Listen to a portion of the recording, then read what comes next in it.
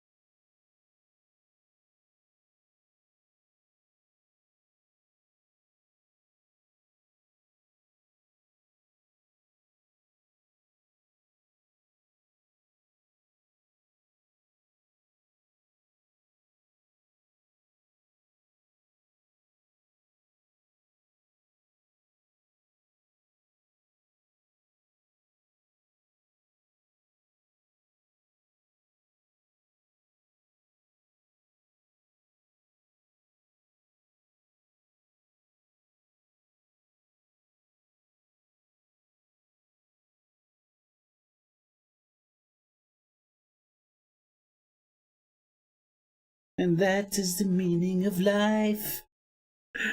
Cheers. Thanks, man. One day, I need to just get used to this again. But I was just talking about the meaning of life and how I know the meaning of life. No, but I was welcoming everybody to not the Infowars Nightly News, the original, the OG alternative look at the so-called alternative media. Skeptical. With the spectacles about the so-called skeptics and watching the so-called motherfucking Watchmen, because somebody's got to do it. So, thank you, Davo, K9, and JJ. Thanks for the heads up. Now we've got some audio. So, it's a trip around my maraudings around the boob tubes and further afield about the crazy goings on, and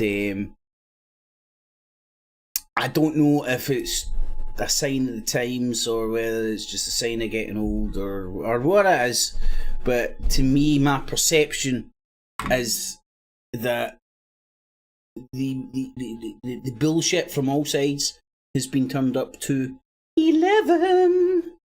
No 10, no 9, no 8, 11.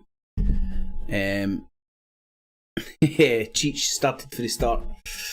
People didn't miss anything apart from the meaning of life. But there's a lot of bullcrap to be talking about. And I shall share this. Big Martin doesn't only do podcasts and stuff with artists. He does a wee bit of producing the old music and sing and songs and whatnot himself. And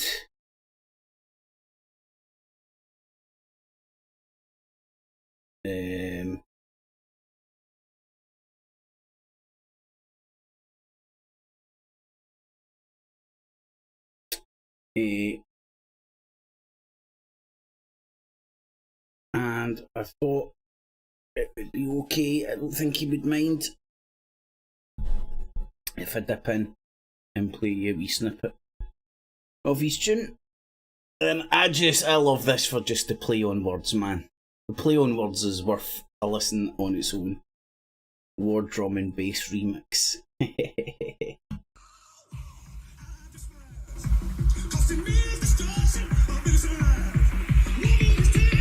Makes me feel down with the kids as well.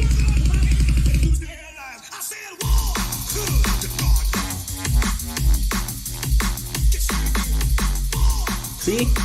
Makes me feel down with the kids.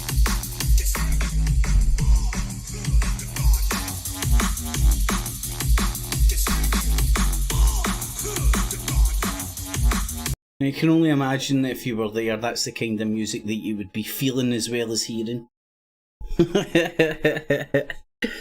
So, there's a link there if you want to go and check that out in his channel, that he's in his podcasts that he's getting up on the go.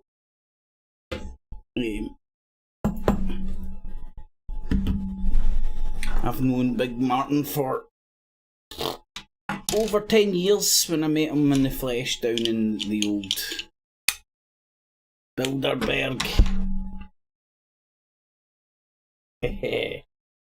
What an experience, man. What an experience. What a journey. Anyway, so I just thought I'd play that early on. Now, what else have we got? So, freedom. Just touch on a few freedom memes. Sorry, I've got a coupon on. I'm just keeping an eye on a few scores. Midlife crisis on YouTube. It's never a good combo, isn't it not? Beans and bullets. Buy yourself lots of stuff that will go off. In the evening, Tiger Man, Cheech, Davo, K9, JJ and Punk on the whiskey. In the evening, guys and girls.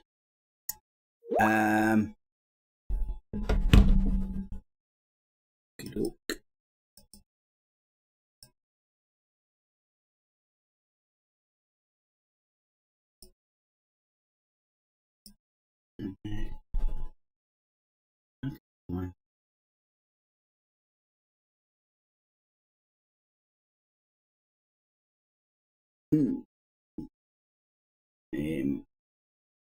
So go buy my t-shirt, Tommy. Oh shit, I meant to actually try and dig out my thumbnail of Tommy Robinson standing next to Del Boy's Robin Reliant. I forgot.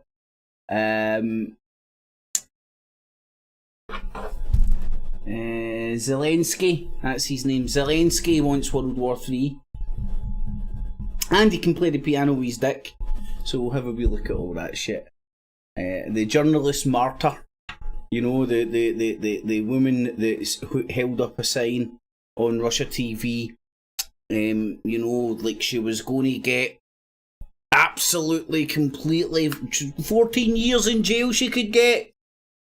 God knows what's going to happen to her. 14 years in jail. This is atrocious what's happening. No fucking way. She's been fined and let out. No doubt she'll come to the West and make a fortune selling her story. And there's no way that she's been put up with this, like the Pussycat Dolls, by assets sitting in Moscow. She done this off her own bat. I don't know, maybe she did. Who am I to know? In the evening, Rap, how you doing? You're a tampon in Florida? Oh, Tampa in Florida? Shit, man, I've got tampons in the brain, sorry, mate.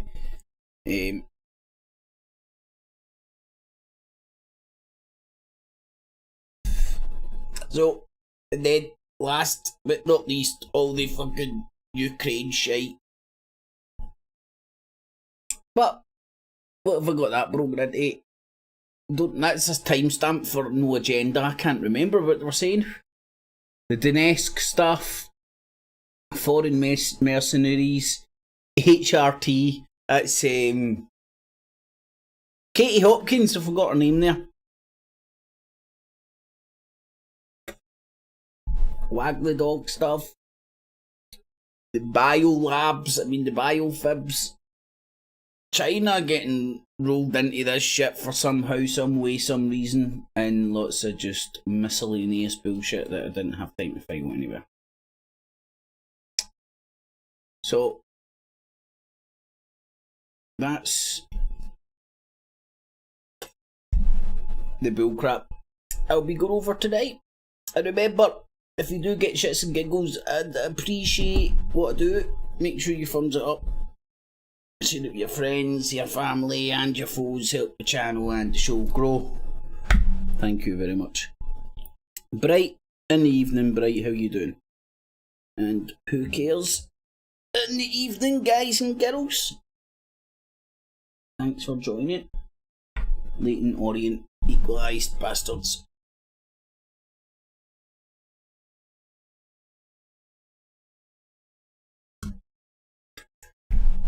Freedom!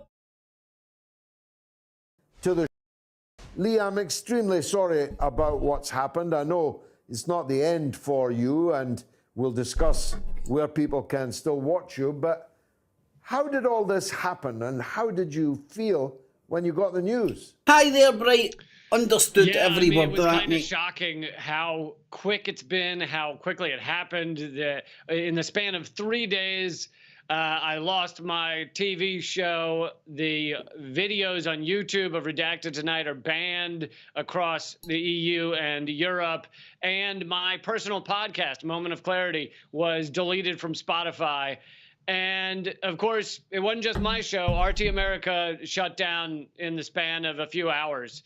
And it was shocking. I think that it had to be either sanctions that made it impossible to operate, or the U.S. Hey, Tigerman, that's one good thing about recessions and all that.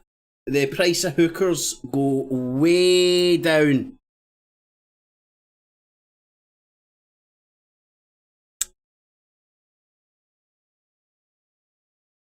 Justice Department telling them to stop, or something very sudden. You know, it was not just a, oh, we're getting some backlash kind of shutdown. It was something very sudden, and it's sad to see this level of censorship. You know, the Americans pride themselves on this freedom of speech, freedom of press, and it has become clear over the past few days just how aggressively that is not true. Well, you've led me, segued. This guy, what's his name? Lee Mack? I can't even remember. Right, but he's been put on Russia Today for obvious reasons. He comes from a particular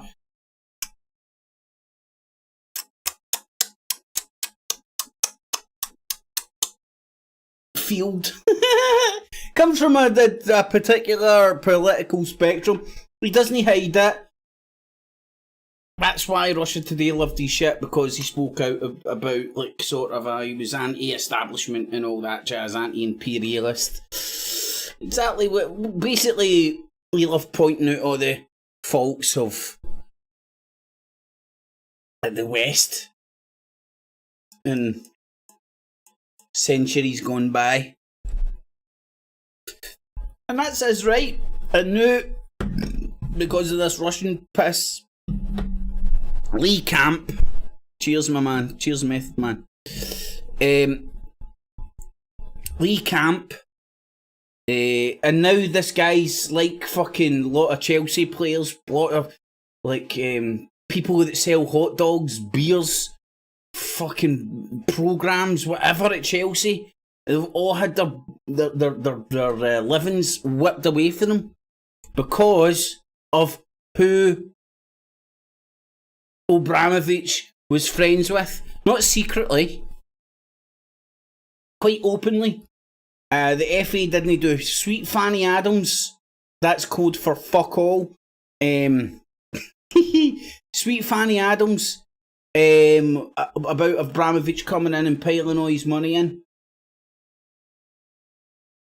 lifting up the English game as a whole, because I think he was one of the first rich foreigners that came in, if I'm not right. He's a comedian. I don't know. He's a bit one-dimensional for me, you know. He's far too political. But it doesn't offend me or anything, you know. I don't know if I don't think I would go and see one of his gigs. I don't think, you know, it's more. But anyway, I digress. Perfectly into what was my next. Still out of order what's going on, man. Still out of order. It's not even out of order. It's unbelievable. And then he'll stand up there and go, the Western press is. The Russian press is so controlled. This woman couldn't stand up and put out a sign. These guys can't stand up and say what they want. Question, you're supposed to be the land of the free. You're one of the only countries in the world where the First Amendment guarantees your right to free speech. What about all that? Yeah, well, you know, you got to look into the fine print. The devil's in the details. We are the land of the free, and we also have the most prisoners in the world. We are the land of a prison state. So you can see how false that is.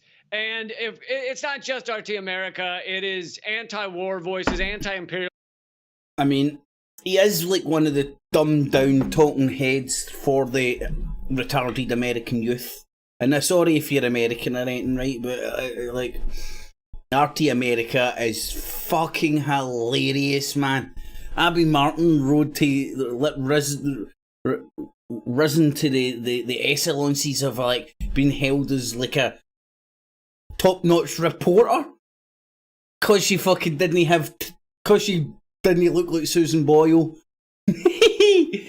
And she spoke about fucking shit that truthers were into. She get a pair of that fucker. His voices have been suppressed and crushed on most social media platforms. You know, my stuff has been shadow banned on Facebook for years now. Do you know what? I don't think I've ever watched Redacted Tonight, mate.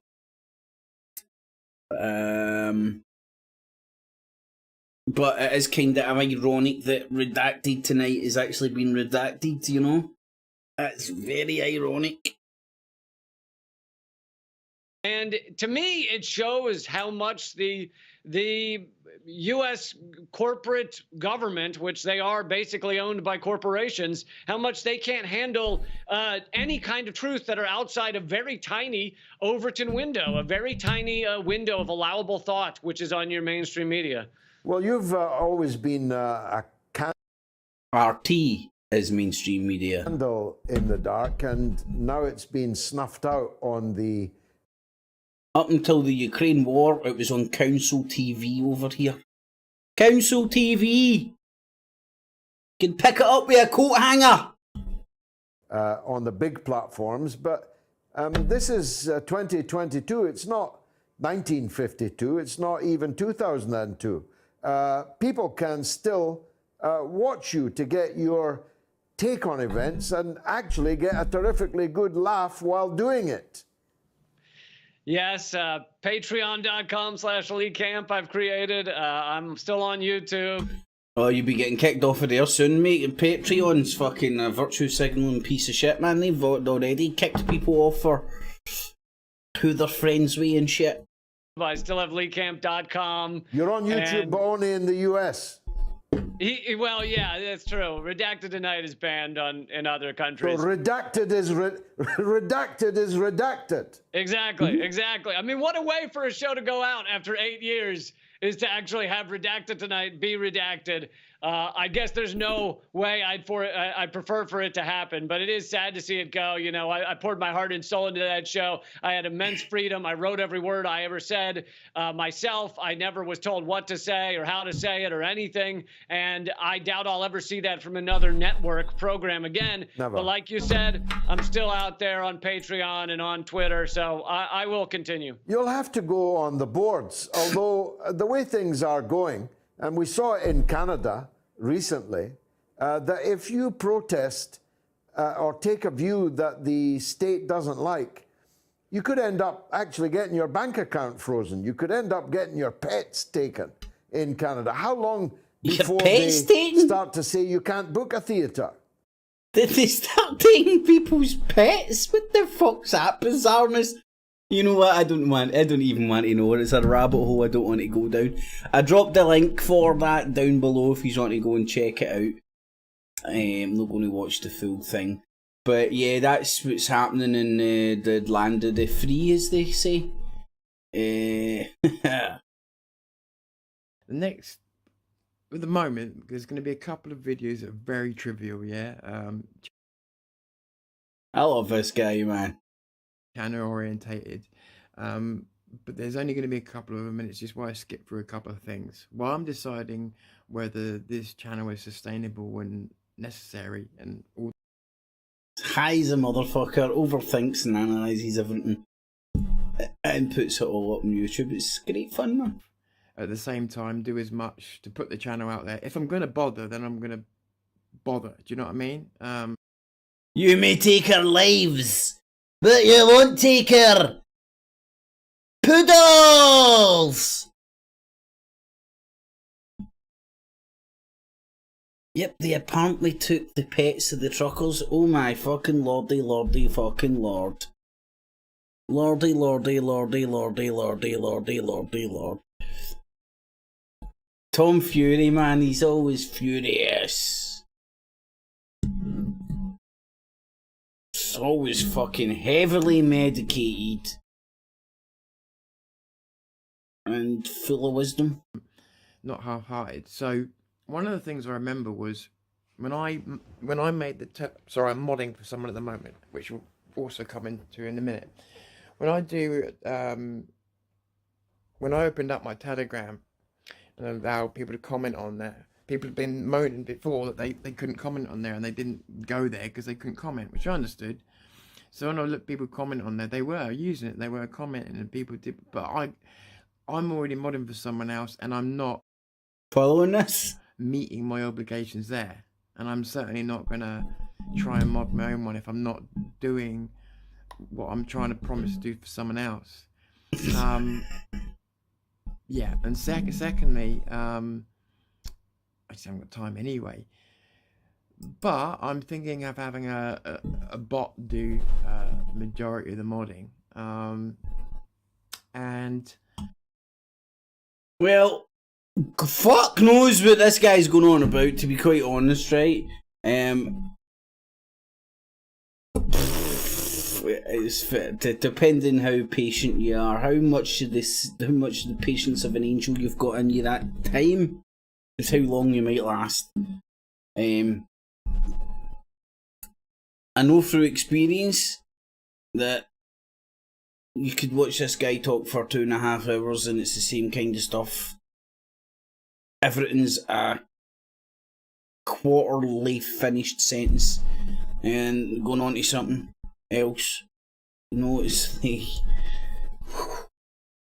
heavily medicated ramblings of a disjointed mind or something. I don't know, a Jim Carrey film. Can't even remember the name of it. But anyway, I do love him and more power to him, man. And it's like therapy, better out than in. But the reason I wanted to put this up here was because of Telegram. You know, Telegram has blocked RT as well. And I would love to know if anybody does know. Is Telegram not Russian? Obviously, I would say obviously not because they've blocked RT.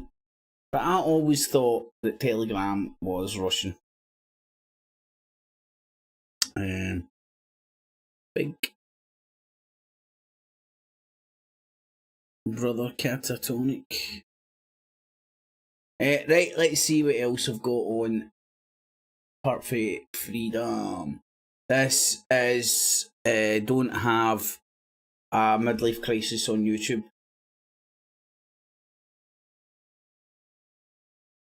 Oh.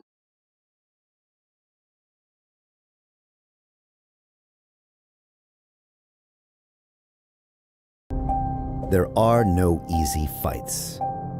This is a battle of wills. A physical test. Two men Does trying anybody to know inflict how he's damage fighting? upon each other until one is left standing. There are no easy sparring sessions. There are no painless workouts. There are no shortcuts.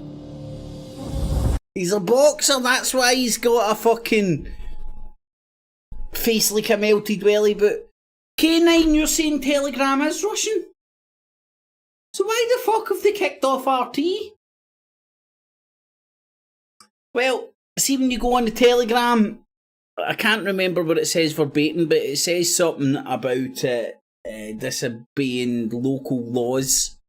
So maybe for Telegram not to be kicked out of the UK or whatever, sanctioned by the UK government, it has to do what it's told within the jurisdiction of the British government.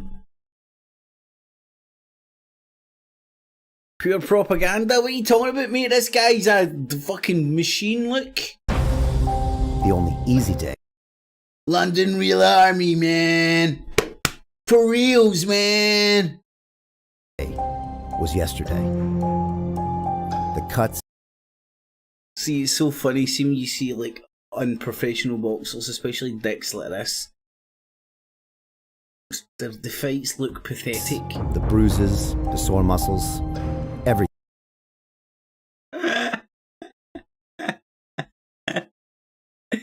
This guy takes fucking himself well too serious, man.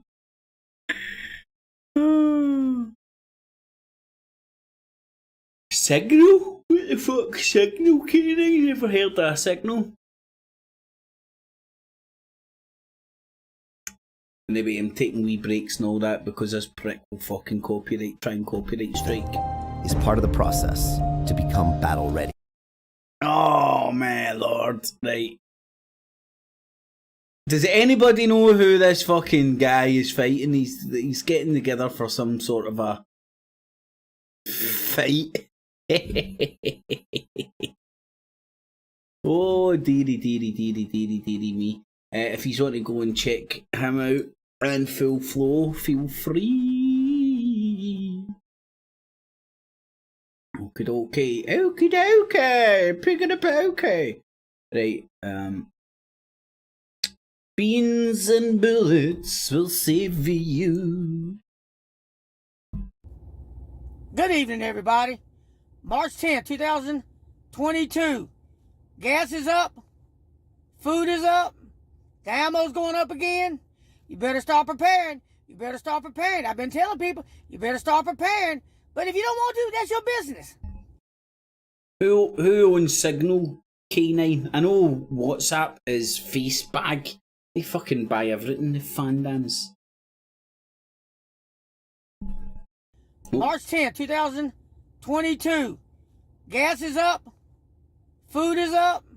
The ammo's going up again. You better start preparing. You better start preparing. I've been telling people, you better start preparing. But if you don't want to, that's your business. You know? You better start putting up food. You better start doing this. You better start. You better. But if you don't want to do that, that's your business. You shut the fuck up, and you fucking peanut brain fucking hillbilly backward fucking idiot. Demanding people do this and that. You better do this. If you don't do this, you're stupid because you're fucking. Listen to this peanut brain. Imagine this cunt trying to fucking tell somebody they're stupid. I don't know how much gas you can store, but where I'm at is $4 a gallon. That's in the South. God knows how high it is in California. No. Well, dumb Californians. So you better start preparing. You better start preparing. You better start preparing. I'm giving you a friendly warning. You Start better. preparing. Start You better putting up start a little doing. food. Dog food. Dogs got to eat too. Okay? Try and put up something. Be prepared. I mean, clothes is going to go up. Shoes is going to... The doomsters are becoming particularly aroused of late. This guy's a good example. Anti-punk. Fucking hard as a fucking rock. go up. I really believe that the United States is going to run out of food and run out of gas. This is biblical what's taking place. It's biblical. And you need to listen. What's fucking biblical is how far apart your fucking eyes are, mate. Fucking hell, you look like a fucking lizard. You probably have a fucking... You have a 360 degree fucking vision, man, with those fucking bug eyes. You better start looking behind you. That's alright, you can. You already can. You better start looking behind you, but you can. You can already see where. Be bop, you'll be bop. You need to pay attention to it. You need to be prepared, okay? Just be prepared. I'm not asking for you to do anything.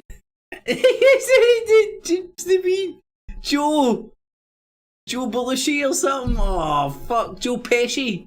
Oh, shit. I'm shite with names, man. You shouldn't. All right. Peace out. I'll get back with you later. You better do this. You better jump on one leg and cluck like a chicken. You better cluck like a chicken. You better cluck like a chicken. I don't know how many. Don't know how much gas you can store. But do you know you can store gas in bottles? So you go and drink a lot of bottles. What I found. Lot of water. Water's the cheapest. Buy a lot of water. Just pour that shit out. For a lot of gas. You gotta lose a lot of gas. But anyway, sorry. That was Beans and Bullets. Oh, Tommy Robinson. Guess who's back? Flying. How was that? First time. Was the first time. Tommy's back. Tell a friend. Guess who's back? Sell some smack. Guess who's back? Sell some smack. Guess who's back? Sell some smack.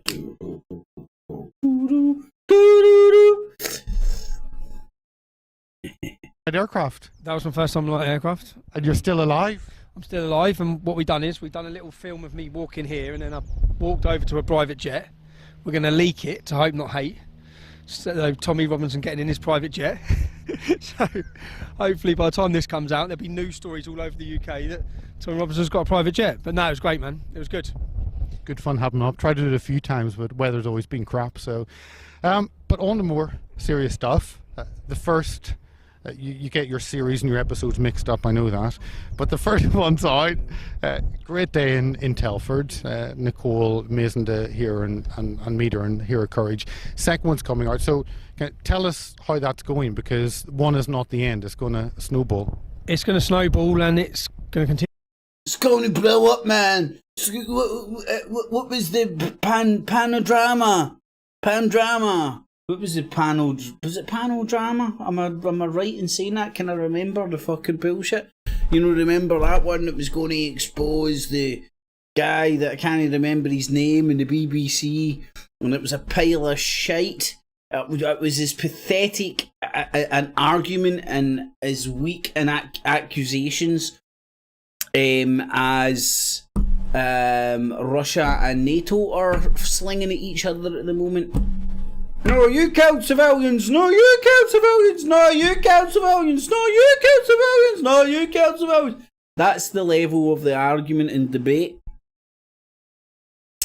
And it's all the fur coat and no knickers that's used to try and get people on board with the bullshit. Sorry, let's get back to Tiny Tommy. Continue to snowball. And if I'm honest, I was talking about on the way here, there's no journalists. I'm going to see if I can UK find it. The thumbnail.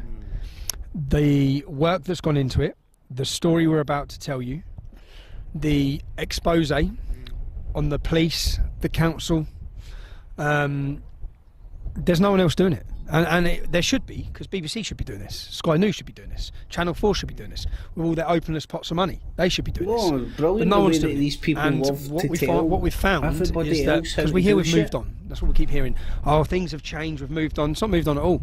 Things haven't changed. You've seen in episode 1, the police are refusing to take evidence of me. They're refusing to take. I've got clear evidence that proves who's committing some of these crimes, and the police won't even talk to us. So what you'll find in episode 2, you'll find out why. Not just the police, it's their push for diversity comes before the help, then they're more interested in their diversity photos and their relationships with the Islamic community than they are in protecting our daughters. And I've seen lots of the fire bombings of cars, and the police initially said none of these are linked, and then there was a split of them a few days before again. But it shows how far these individuals, these gangs, these groups will go to keep this quiet and to keep their, I guess, their trade. There's been 18 fire bombings. My car was one of them. There's been people's houses attacked with sledgehammers, bricks, baseball bats, women attacked in cars. And the police have put out a statement saying that my car firebombing was an isolated incident. I have evidence, that totally destroys that. I mean, I have, how shall I say it?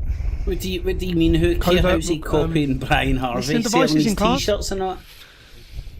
With people, Tommy is everywhere. Of people admitting what they've done. Oh, he's got the documents. Again, the police I've got the documents. should be doing something about it. So as I said, I'm going to approach the media this week. I'm going to go into the media. I'm going to show them the evidence.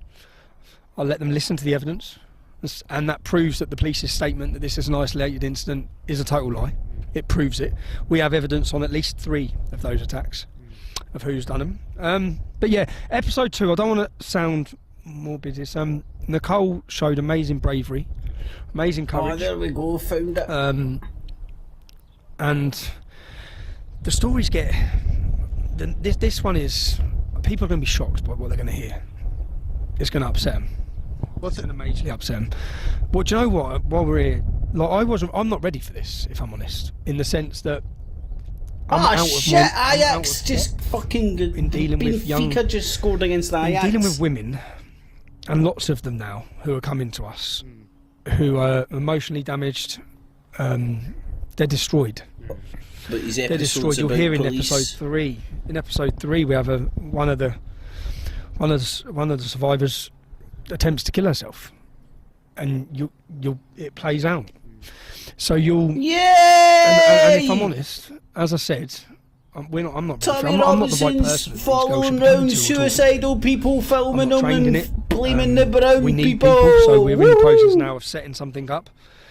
We're hoping to set something up with volunteers. So if there is anyone who's a counsellor who can help with therapy in any way, we need them because there's people that get paid to do this. Yeah, there's people and there's organisations and there's masses of money and support that should be doing this, and they're not, and they haven't. And we don't want to just tell these stories. We want to make sure we tell the stories, and somehow we get the support that each one of these women needs, and they need a lot of support. How can Urban Scoop, the website, people can go on there, or people can email, and also people can also support. So tell us about that, because what you're doing doesn't come cheap. It doesn't come cheap. We've got professionals. We've got professionals working with us. We've got surveillance teams. You'll see when episode 2 comes out. You're going to enjoy it, man. You're going to enjoy it. You're going to enjoy it, and I enjoy it. I enjoy it because I know that these men are running. I know they're running. Yeah, we have evidence they're running. Okay, they're scared. They're worried. They're all falling out. The whole community's clashing. The evidence you've got is the stuff that the police are using to prosecute them. 9 times out of 10, you dick. A couple of days. Yeah, no.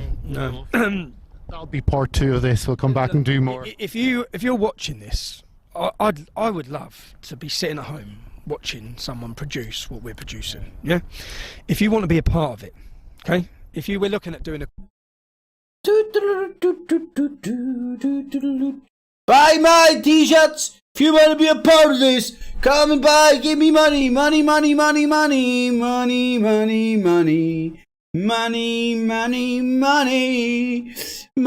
If it's not David Icke, if it's not Itchy Richie, if it's not Tommy Robinson, buy their t-shirts. Anyway, sorry, I need to get back to buy my t-shirt, Tommy. Thing at the end, so everyone who wants to will play your names at the end, because this isn't. I can't go out and just do this, yeah, without support. And if you support it, then you're a producer for our work. You helped produce it, because as I said, I can't just go out and produce it because we have a whole team. Tonight, we've got 10 people working with us tonight for something we're doing. Davo, very good shout, mate. You know, he's sitting there talking about women want to kill herself. And you're going to love it. I enjoyed it. I loved it. I loved it because I know these people are on the run.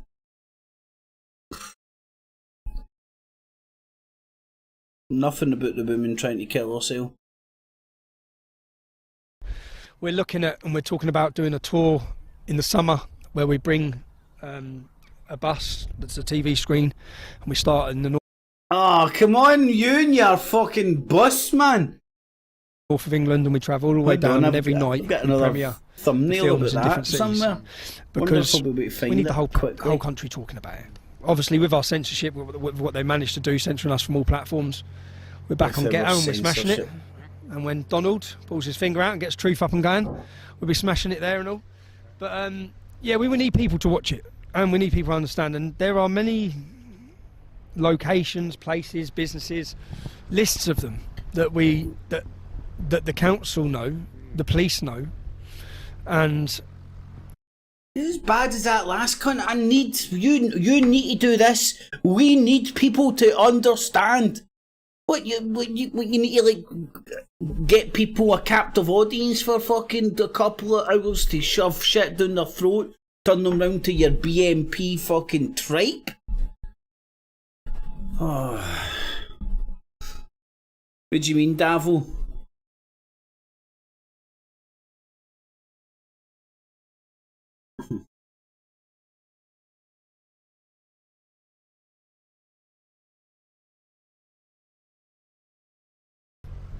everyone knows that these places have been used to rape children, yet the general public in Telford don't know.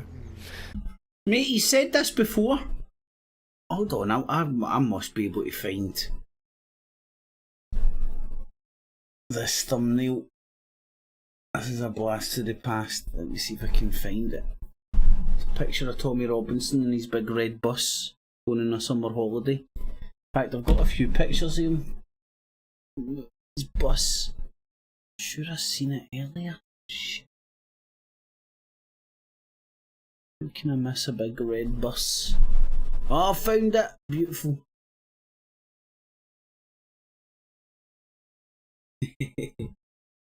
Hey.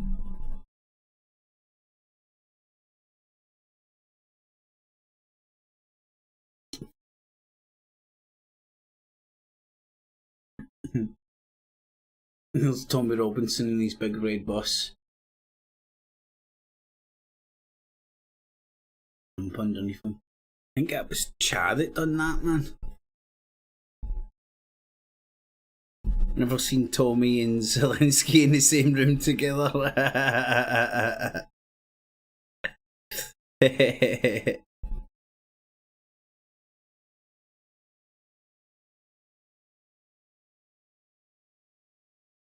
Tommy's magic bus. Mate, I can't remember if it was his studio he was talking about making bulletproof, or if it was his bus. You could be a father in Telford letting your daughter go out to go certain places, and you have no idea what's going on in those places. And it's my job to let you know. But people can support you, and I know. That's it, Method Man. Get a captive audience. That's what they done at 420. You know, see, I was like, yeah, 420, man, I'm down with that, man. Big bunch of smokers getting stoned. It's going to be brilliant, man. Oh, look, there's a stage. Ah, there's people with music. Ah, brilliant. Ah, I'm down with this. Next thing you know, there's a fucking ex-copper up there who doesn't smoke marijuana, but it's part of the Scottish Socialist Party. Tommy Sheridan's mob, trying to fucking shove socialism down a fucking field full of a fucking bunch of fucking stoners. Funnily enough, stoned out their fucking box. Fuck me, man. Talk about fucking getting a captive fucking audience. Big bunch of fucking stoners on 420. Us sitting in front of you. Oh, I was the only one that heckled them. And I don't know if I was a prick for doing that, but I don't think fucking... I still feel strongly about that prick doing that. Fucking... He know exactly what... An ex-copper who didn't smoke weed, standing up at a 420 gig, selling everybody Tommy Sheridan's political party, the Scottish Socialists. It's always embarrassing or difficult to ask for money, but money makes things happen. But people can go to the website Urban Scoop and they can actually give money through then, and also email you for their support. What? Next time you're thinking about buying a beer, buying a donut, buying a coffee, if you give it to Urban Scoop, I'm going to humiliate these Pakistani raping scumbags, right? I'm going to ruin them. I'm going to make sure the whole country knows who they are. And as I said, we're not just picking a man. So basically what he's saying is buy a coffee and a donut and go up to Tommy Robinson and shove it in his fucking face. I think that's what he said. Did I hear that right? Pretty sure that's what he said. Who one girl says she's been raped by him. We've done an in-depth investigation.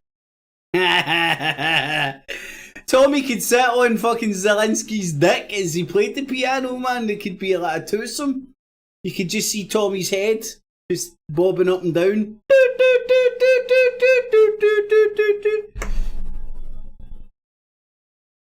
And the only people you'll be seeing on our screen have been named by 3 or more people who do not know each other. Reminds me of Elon Musk not smoking weed whilst pretending to smoke weed on Joe Rogan. So what did they punk? Did he get high for reals, or was he like blowing it out like a 12-year-old pretending they smoke and whatnot? And you'll get to see their answers. We need to give them a right to reply, and that's what I'm going to do.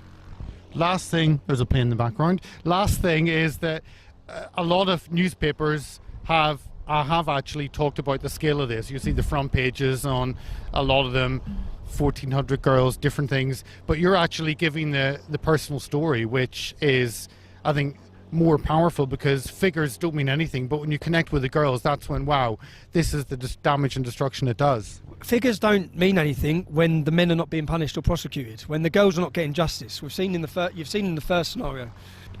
It's no further action, no further action, no further action, no further action as we go through the...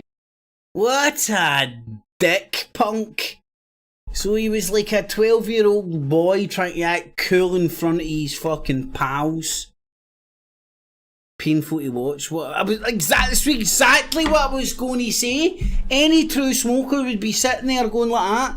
Imagine you're sitting there with no weed, choking for a fucking smoke, and you're watching this douchebag fucking smoke it like a fucking idiot.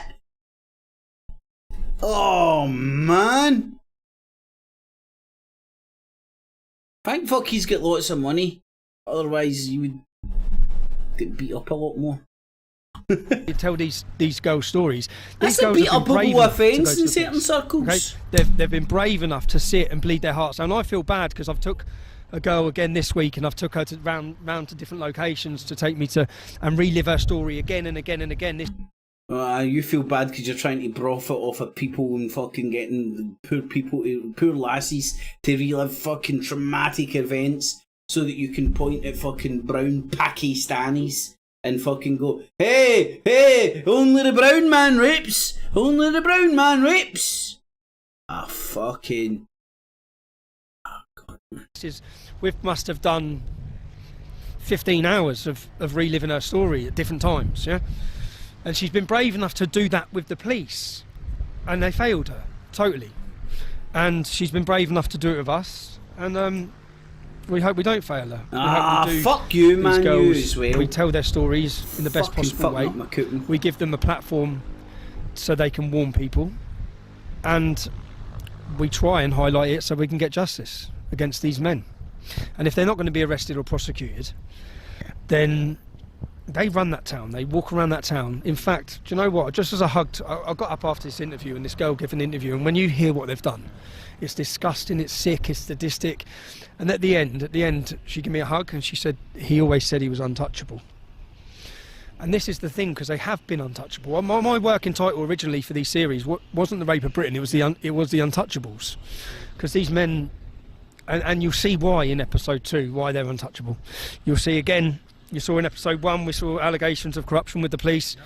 We saw a photograph. We saw a video of the police on Buy their knees. my book, buy You're my gonna see t-shirt, some click more here. images of the police. Yeah, I can't tell you right working now. hand in You have hand to come and with the see gangs. episode 2. Thank you, Tommy. Thanks, man. Stay Thanks for the tuned. fight as well. Not at all. There'll be so many people wishing I didn't make it. And that it would have Yeah. That's a wee update on Tommy Robinson. He's still scooting about. I think he just needs to be a wee bit more careful with his old finances and whatnot. Right, here's a wee bit of Zelensky shit. Now, I can't remember who it was, but somebody was joking about the other day in the chat. And thank you for doing this, because I would never have done this. And meant, I wonder if Zelensky's got a page on IMDb. And funnily enough, he does. I wonder if he's the only world leader to have a page on IMDb. I wonder if you can put him in the Guinness Book of Records for that shit. I wonder. Who knows? Voldemort Zelensky.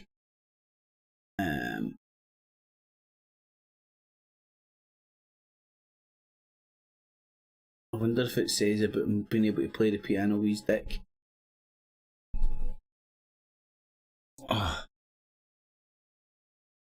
Servant of the People, is that the one where he played? I think that must be the one where he played the president of Ukraine before he was the president. Servant of the People 2, 2016. That doesn't make sense, really.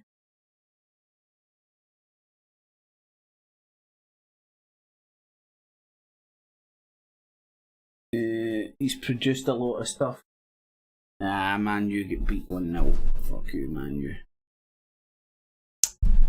U. But I thought that was very interesting. Just so that people were aware of who's up in front of you and whether any tears or whatever he's squeezing out are genuine, or whether he could be acting or something. I don't know. NATO's never looked weaker. Zelensky. Now this is coming from RT, so they're spinning it a little bit. Zelensky claimed NATO wouldn't send troops to defend a member nation if it was attacked by Russia. You could argue they may be lost in translation a wee bit, but President Zelensky condemned NATO on Tuesday, furthering his criticism of the alliance in the wake of Russia's assault, claiming the US-led military bloc is not committed to the Article 5 Collective Defence Clause. He's speaking as if like they're in NATO and have been attacked. Speaking in a video address, the Ukrainian leader claimed that the Mutual Defence Article has never looked as weak as it has today. He argued that NATO would likely fail to protect its own members if one came under assault from an adversary such as Russia. NATO has refused to send troops directly to defend Ukraine as it's not part of the military alliance, and warned that its involvement would lead to direct confrontation with Russia. Zelensky suggested, however, that the bloc would respond in the same way if Russia attacked a member state. This guy really is wanting World War III, and he's trying everything he can to get Western jets, Western pilots, Western love bombs and bullets, and Western soldiers. Anyway, so his dick is stronger than NATO right now. He does believe, and just to prove it.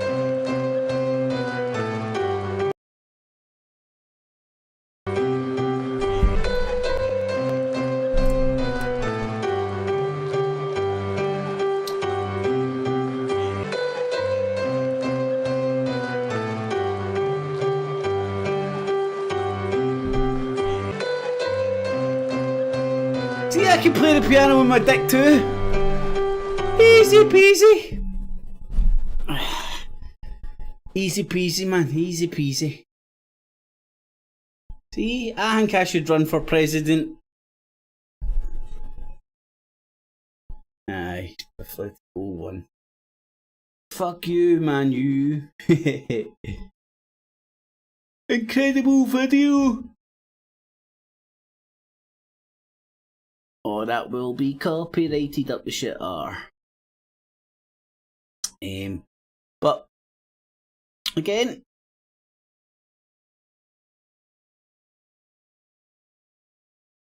check him out.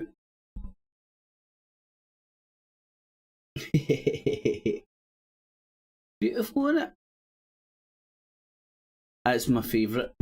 But there's a pink tank top that I can't find that I've seen a picture of. Maybe it was in my dreams. Who knows? But who doesn't want a president like this dude, man? Plays the piano with his dick. He's won Strictly Come Dancing. He's started a production company. He's produced hundreds of films and TV shows. Once he became president, he brought all his friends from the production company into his administration. I mean, why wouldn't he be running it like a production company? Because that's what he knows how to run. Anywho's,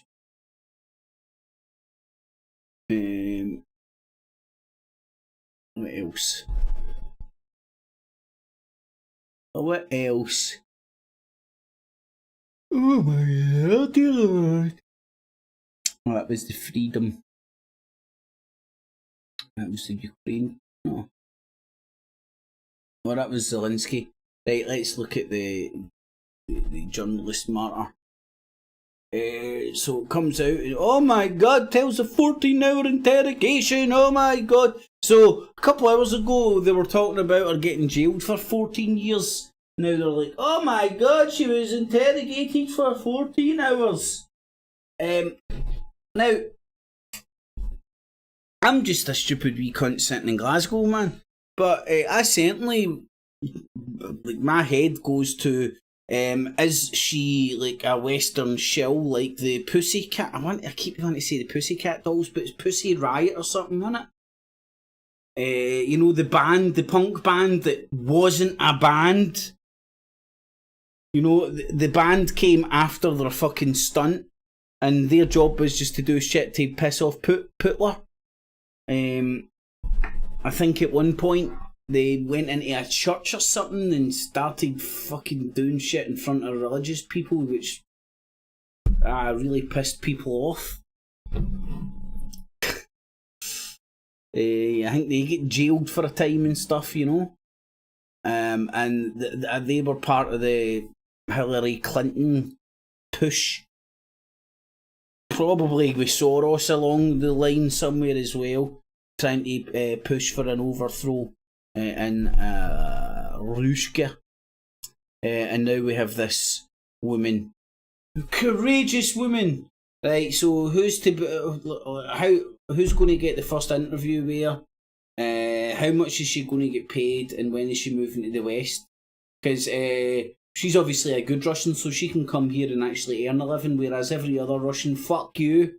You might fucking be pals with Putler, we don't know that. So you're screwed. Mr. and Mrs. Vodkas. Let's see what happens here. This is her getting released.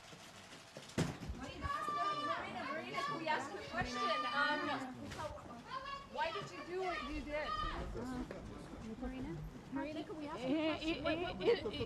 You do it. It was my own anti-war decision. Yeah, it was my own decision. Nobody told me to do it. Or nobody told me to do it at all. Oh my god, you protest too much. Why did you do it? You wouldn't come out and go, it was my own decision. I made this decision by myself because I don't like. Because I didn't listen to people from the West giving me lots of money to do this shit.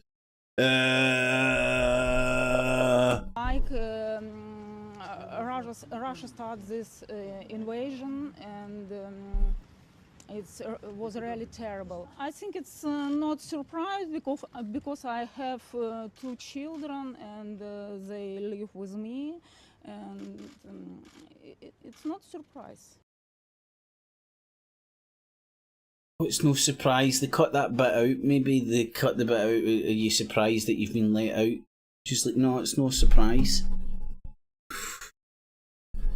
God, oh, fucking mighty, man. They'll use anything and everything to try and demonise fucking mofos.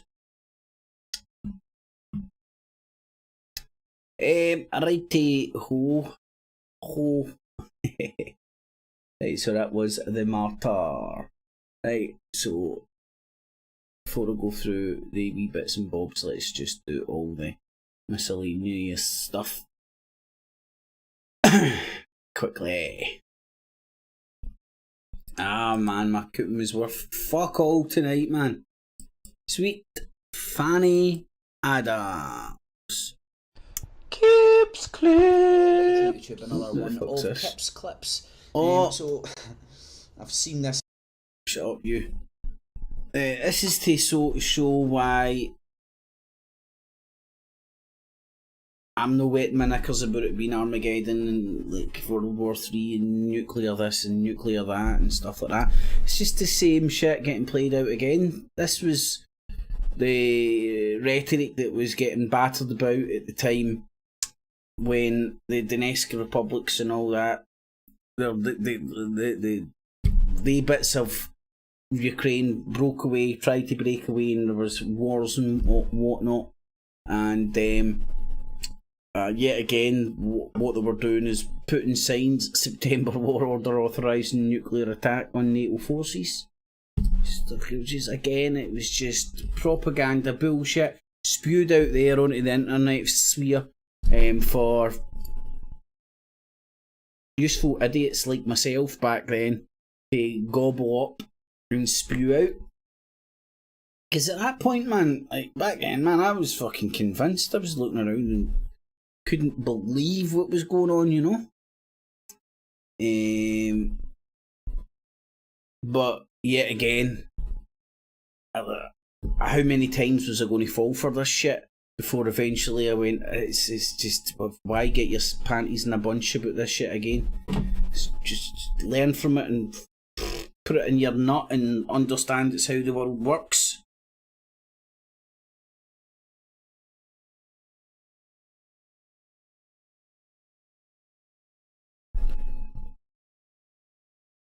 Is that not the guy that owns The Guardian or something, mate? Can't remember his name.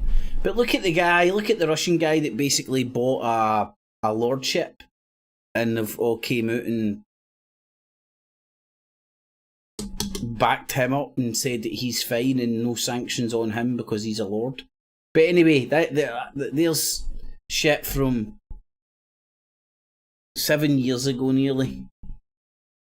Nearly 7 years ago, same shit. Back then I was buying it and parroting it. But not anymore. Talking about Facebag buying everything, you know, bought WhatsApp, they bought the Oculus Rift thing. And the Oculus Rift founder hints at possible involvement in Ukraine conflict. This is fucking RT at their finest. Just like this is them, like this is like clickbait, you know. See, like this, like I don't know, but I know for a fact. I know when I read this headline, I was in. I wanted to see what the fuck was going on.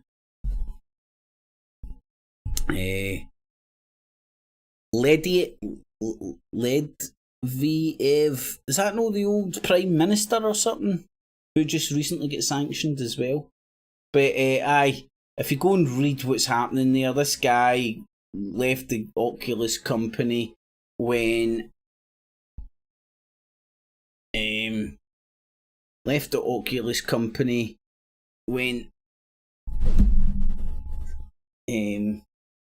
Facebook bought it over. So he's not been in charge of Oculus for a very long time. And what they're talking about is he started up a new company and that company's involved in war systems. And pretty cool ones, to be honest. Let's see if we can see what we can see, if we can see it. So this is the weaponry that this guy's company is now involved in making, and this is what they're alleging that he was going to be helping it with Ukraine with. You know, don't know if you can read that. Talking about the US no longer has air dominance.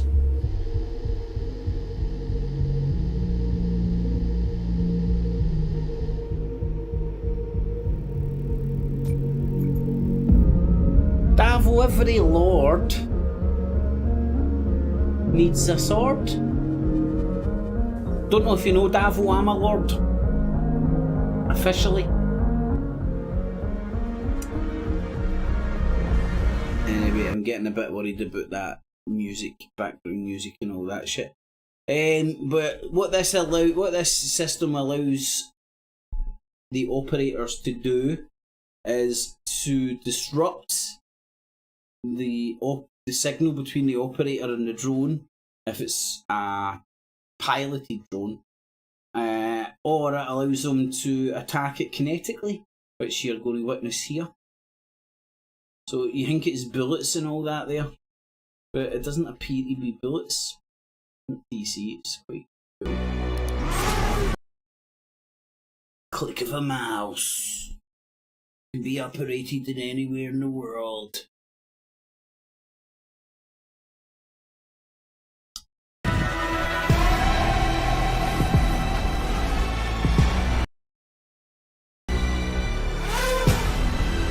So it just fucking flies in it yet, man, and rattles it. I suppose if it fucking works, it works.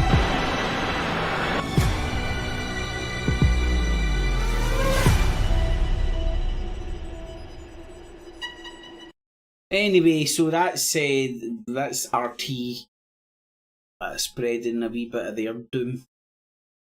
But the tech that's involved is pretty cool. There's obviously a lot of tech, anti-drone tech will be coming out, I would imagine.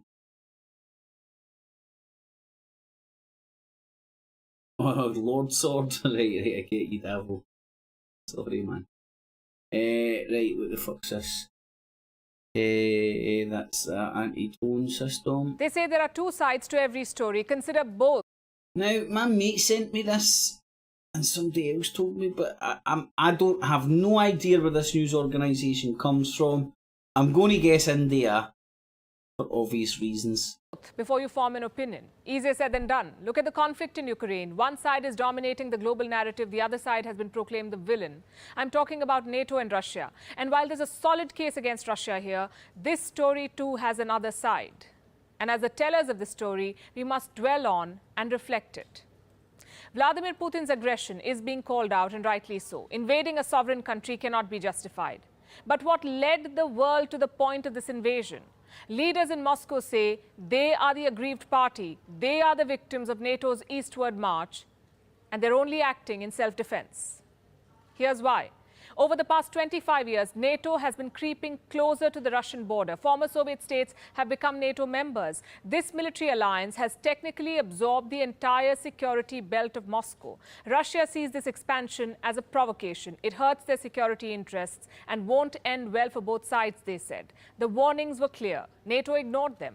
Call it their myopia or arrogance. They downplayed Moscow's concerns, kept proceeding with new rounds of expansion until things blew up in Ukraine. Did NATO push Ukraine into this war? Hello and welcome to Gravitas Plus. I'm Palki Sharma Upadhyay, and today I want to discuss why NATO cannot escape the blame for what's unfolding in Ukraine. First things first, what is NATO? The North Atlantic Treaty Organization, a security alliance. God, right, well, you get the idea. It's just very interesting, and listen, I hope I'm not wrong in assuming that this comes out of India. I'm assuming because she looks and sounds like an Indian lady. But she's speaking English.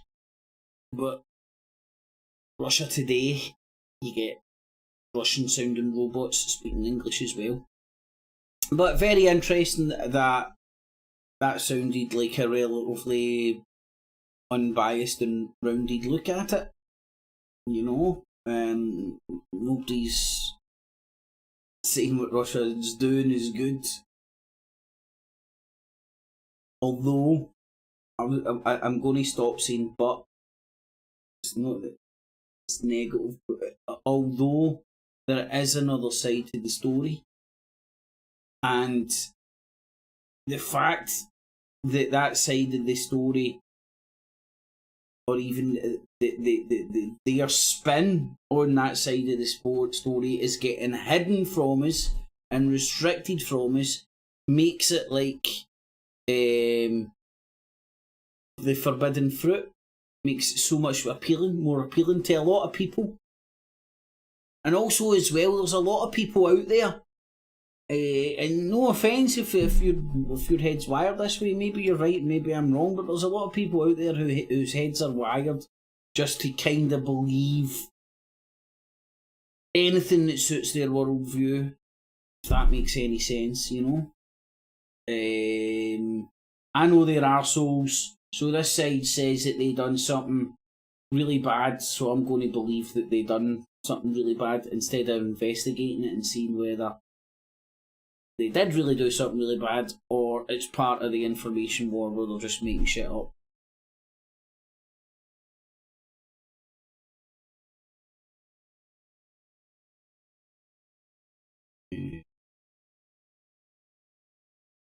Anyway, thought that was interesting. There's the details there if you want to go and have a wee look at that channel.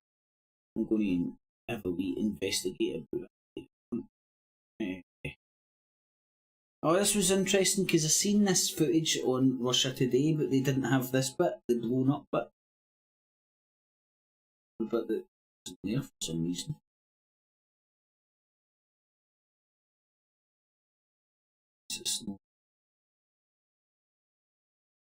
Here's all the blown up sounds and shit.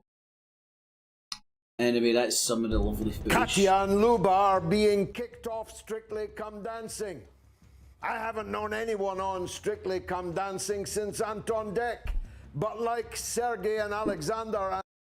Anton Deck? I can't even see their name right.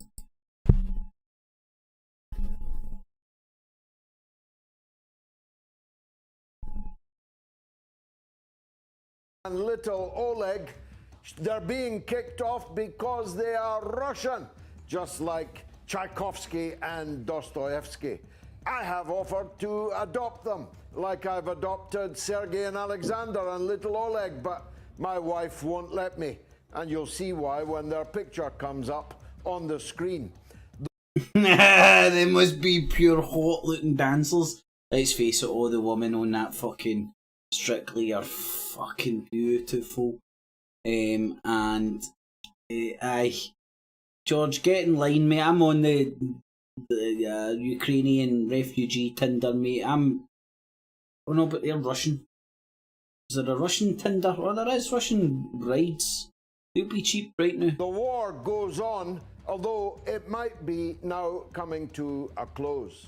It is a proxy war between NATO, which really means the United States, and Russia, ready to fight to the last drop of Ukrainian blood. But the signs are that the war is coming to a conclusion, and a settlement will either be reached by negotiation or by a Russian victory. We'll be talking about all of this with a range of distinguished experts, but also about how the tectonic plates have shifted in just the last couple of weeks. It's not the world that we inherited a couple of weeks ago. All is changed utterly.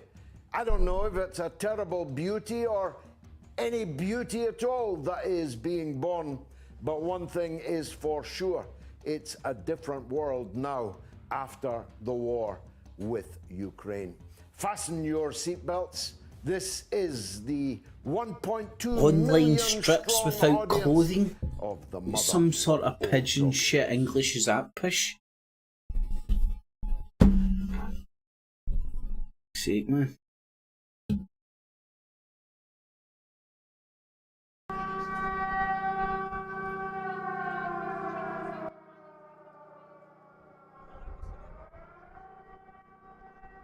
Over here in the UK, there's crowds knocking down statues and ramming them into canals and all that. And here we're like showing the Ukrainians how heroic they are for protecting their statues. Unfucking believable. The hypocrisy, double standards, and lack of ability, lack of ability to have self-reflection. You know, when the media in this country give a fuck about the statues in this country, then I'll believe that they give a shit about the ones in Ukraine. Mental chicken oriental. Oh, this is pretty cool. Warning. It's alright, you're allowed to see Russians die. It's allowed.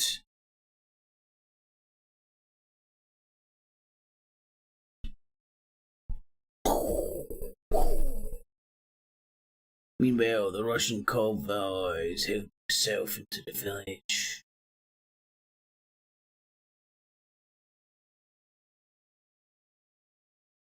Oh my god, they've got some of the bad weapons and they've not got any of the My Little Pony love bombs and bullet weapons. My god, for 25 years they've been growing babies and cows.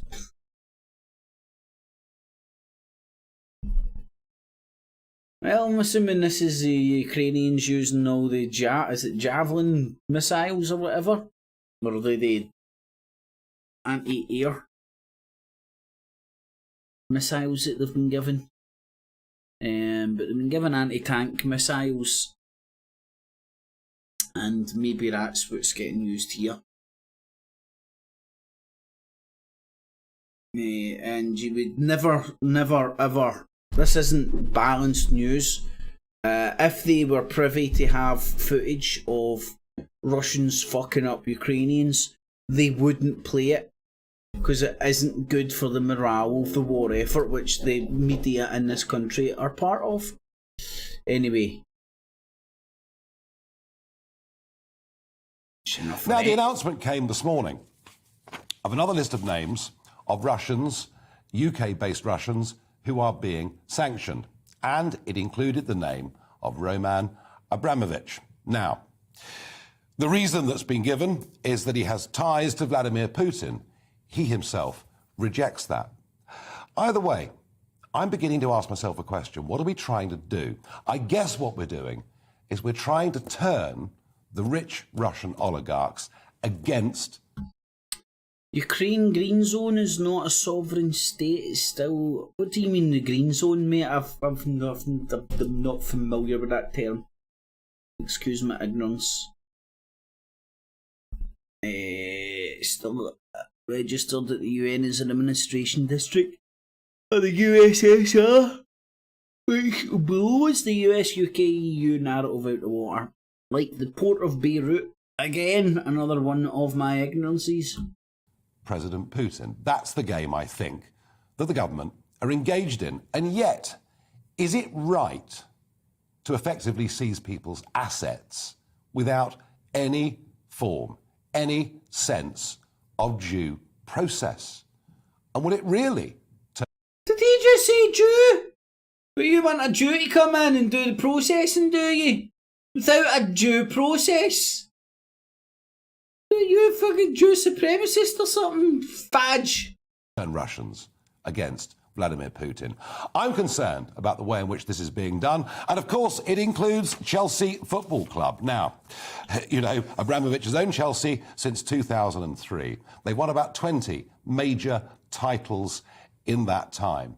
He'd already said, and my guess was he'd said it to try and avoid being sanctioned, he'd already said that the club was up for sale. He'd already said that his £1.5 billion loan, he didn't want to be returned. He'd already said that any profits from the sale would go into a fund to help victims of the war in Ukraine. But nevertheless, they've gone ahead, plunging Chelsea into chaos. Their main shirt sponsor, 3, pulled out of sponsorship a couple of hours ago. That And sounds dead Chelsea will be sexual, kicking doesn't it? off in about 20 minutes. Rumoured that one of the staff has been to a well-known sports store trying to find 11 blue football sweaters unbranded for them to wear. What are the implications of all of this? What does it mean for the sale of Chelsea? Will it go ahead? Surely a government can't negotiate the sale of a football club. Unbelievable, man. And I said it before, I'll say it again. It's not that I'm like oligarchs or rich people. I'm not rich myself. I've got fuck all to lose or anything. I'm just saying to the people out there that have got assets or what have you, whether it even be as simple as a house or whatnot, they're setting the precedent that if in the court of public opinion or social media or TV opinion or whatever, talking heads on TV, if they can browbeat you and paint you as a wanker, they can just turn up and take your shit. No judge, no jury, no Jew that will process you. No due process. Nothing like that. And everybody's just getting caught up with how the hate campaign for Putler, and nobody's examining what the actual hell the fuck is going on here. But I digress.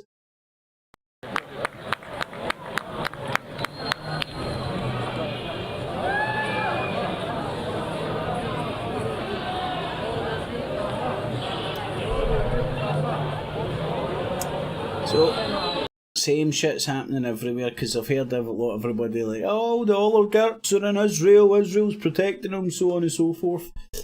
Israel's like any other country, man. They'll, especially like the city of London, corruption. Russia has rejected Ukraine's neutrality proposal.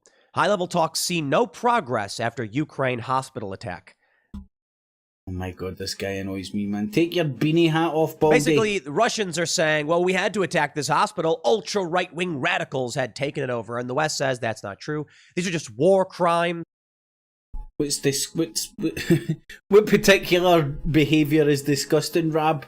There's so many to choose from. And censorship is making it impossible to really understand what's going on. But it's not just censorship. It's fog of war. It's propaganda. And its manipulation. Right now, in terms of escalation, the story that seems to be the most pressing is that China has threatened retaliation if U.S. sanctions Chinese firms for working with Russia.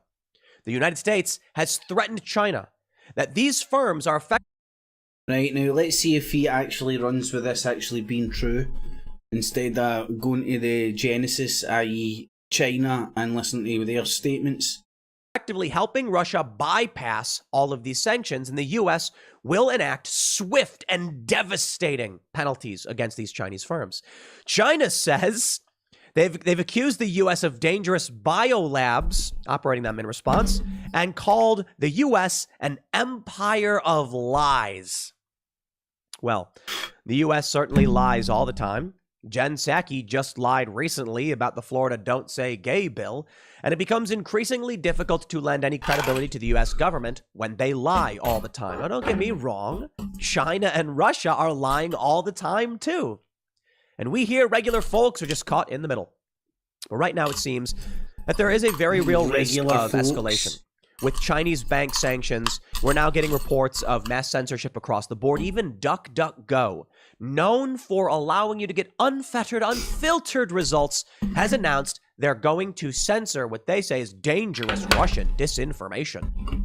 The game does not work. The U.S. needs to get their head out of their asses, because playing the censorship game of spitting on regular people and lying to them makes it. Oh god, man, his fake fucking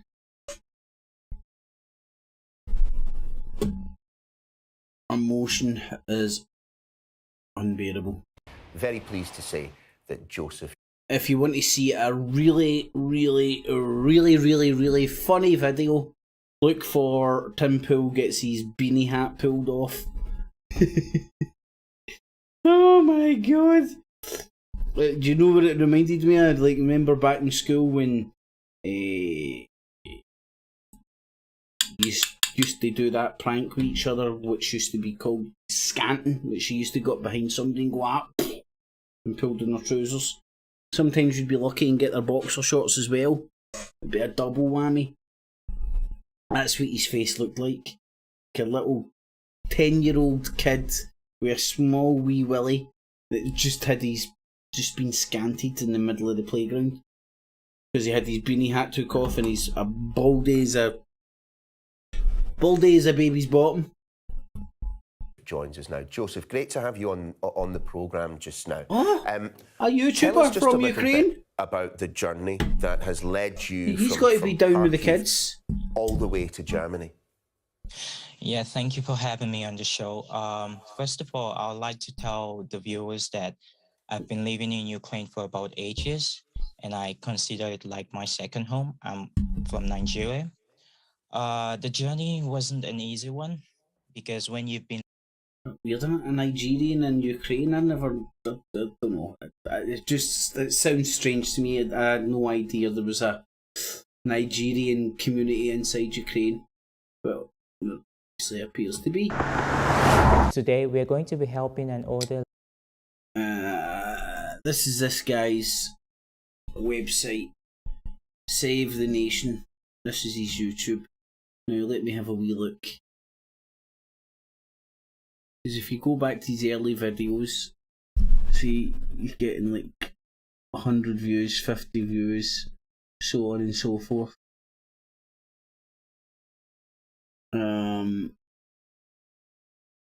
But come recently after his Sky News thingy, boom, 1.5. So this is a Nigerian dude, through the power of YouTube, telling you what's happening inside Ukraine. And there's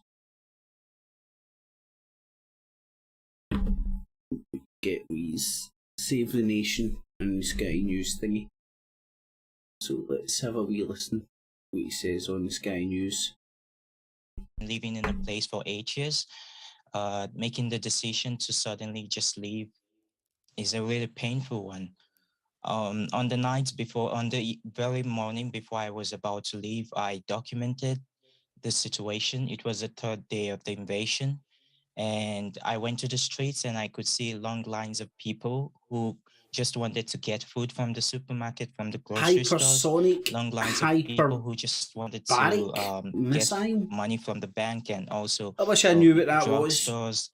It was a really painful journey. It was a really painful journey. There's a popular saying in English that no place feels like home, and I really do miss Ukraine. Tell us why then, Joseph, you have such. So he's a refugee. As you say, you've been there for 8 years. Over the course of 8 years, you will obviously have made plenty of friends, but you'll also have got to understand the Ukrainian mindset, the Ukrainian culture, just that little bit better than the rest of us. Oh, yeah, you know, the fact what they're that I doing. lived there for 8 years, Do you know what the West are doing right now in general, as a whole, reminds me of, or has echoes of? It has echoes of World War II and what they done with the Japanese, like rounded them up, demonised them, put them in camps, couldn't work, so on and so forth. It's exactly what's happening with Russians in general. It's unfucking believable. Now, I get it, Rab. I think I get it. I think I understand what's happening. They're doing it so that the general Russian population will get pissed off and the blowback will fall at Putin's doorstep, and it will put pressure under Putin. I get why they're doing it, but it's all the lies and bullshit and treating you like a fucking backwards fucking idiot. Backwards windy liquor with all the lies and deception, and we're doing this because of he's mad, he's lost his marbles, he's a really bad man. So I was able to, you'll find that a lot in my YouTube channel, on my YouTube video, channel. You see me speaking with Ukrainians, speaking the Russian language, for Remember, example, thumbs it eating up with if you do strangers, appreciate what I'm having doing. fun with them, and they were like a family to me, and they are like a family to me. So the fact right now that I'm losing that connection, right now one of my friends, a good friend of mine who lives in the city of Mariupol, Go and fight in the Ukrainian army, mate. for the past 5 Pretty sure days they'll be right good now. for the. I'm unable Happy to for the contact help. him. I'm hoping the worst hasn't happened to him, because Let's go and join the there's Nigerian a lot of bombings, there's a lot of atrocities Foreign going Legion. on, and it is heartbreaking. It is heartbreaking. It really is. Heartbreaking. And genuinely, I do hope you manage to make contact with your friend very, very soon, Joseph. But right, you get the idea. I'm Patrick Lancaster, and oh, fuck. Right, I'm not going to show you this because it's dead bodies again, but I'm going to share this guy's website, YouTube, I mean. So anybody want to go and subject themselves to that shit, feel free. I think it was last night I watched footage of the aftermath of the, by all accounts, the cluster bomb that was shot down over Donetsk, I believe, which obviously fell on a civilian area after it was shot down. right now we're in the southern part of the DPR, Russian-controlled territory of the Russian-Ukraine war zone. And right behind me is a bus that's just arrived that is reportedly holding some of the refugees coming from the hard-hit areas. We're going to find out a little more information and talk to the people here to see what the real situation is. But it looks like this ceasefire for this that's been trying to go on for several times now has finally made some headway, and some people are getting evacuated.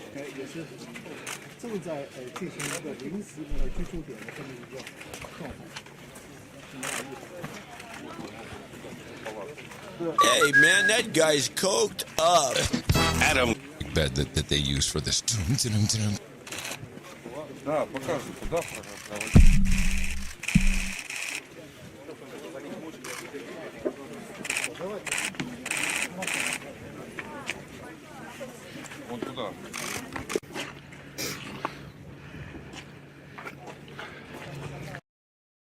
Well, as you can see, that guy's got carte blanche to walk around all the war zones and film and document all the shit that's going on. So,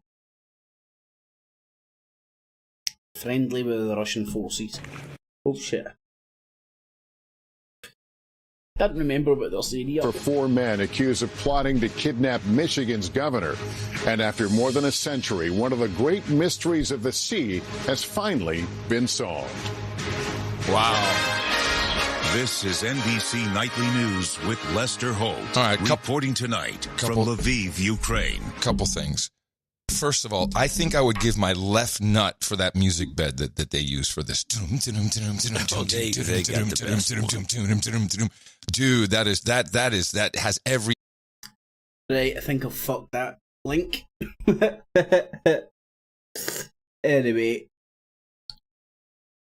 onwards. Oh, this is just to show you what comes up now. Remember, there was over 20 odd people killed. Maybe more, 30 odd, 20 odd. Donetsk, Ukraine.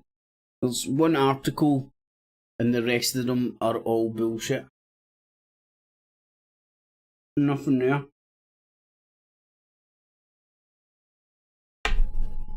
There's the inside Russia's TV propaganda machine. Ukraine war, Zelensky says. Ukraine update. Syrian fighters. Yanukovych. Putin. Bahrain.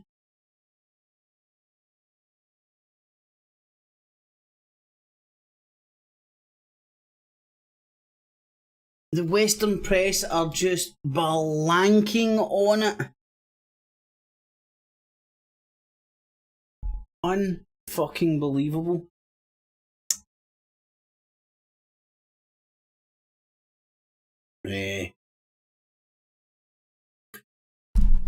That's on that same guy's channel that I shared the link to. You can go and check it out. That's the footage from the fallout from the shit in Donetsk last night. It's not the kind of stuff that I any longer like to expose myself to. But I did last night. But anyway. Hey ho. Let's have a wee look at some of the foreign mercenary shit. Just checking my browser in case I'm DDoS and attacking them. Very sensible.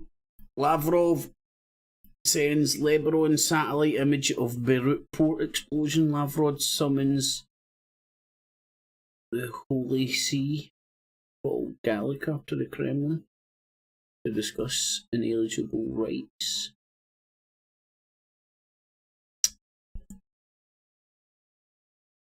Night night K9. Alexander Duggan's The Great Awakening versus The Great Reset is an open declaration of war against the twin diseases of liberalism and Western political modernity. So Russia sends message to mercenaries now. The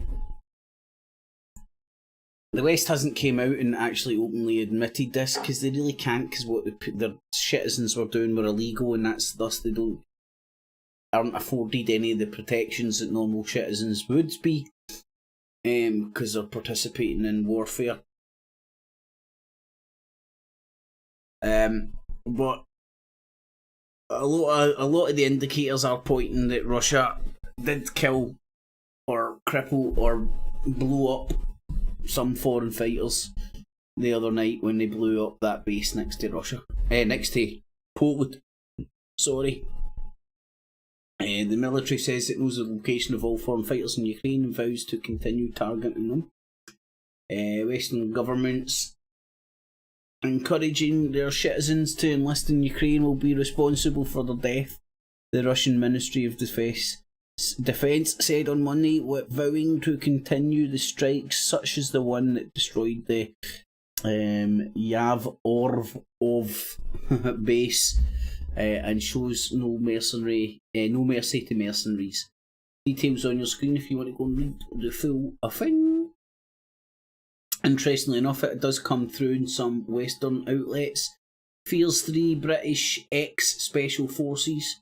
So they were at a peacekeeping base that was getting used to train people. Were they ex-special forces getting paid as mercenaries to train? Pass on their skills as special forces or ex-special forces. I'm proud there's an Irishman here and I hope more will come. Meet the dub on his way to Kiev to fight Putin's army. That's the Dubliner. Mental in it. There's going to be a whole hodgepodge of everybody from every corner of the globe fighting Putin. US soldiers enlist in Ukraine's Foreign Legion. You can donate to Ukraine or you can join the army. Woohoo, baby! Sign me up, man! Russia attacks Foreign Legion. But there was a Dutch outfit coming out of the Netherlands. NL Times. Not sure of the outfit, to be honest. Dutch Foreign Legion fighters wounded in Russian missile attack in western Ukraine. So there's Dutch people reportedly hurt. Russian airstrike escalate offences in western Ukraine. And that's the official Western line, killing 35 people and wounding over 100, whereas Russia claimed they have killed over 100. Let's listen to this dude. About 300 fighters. 12,000 fatalities.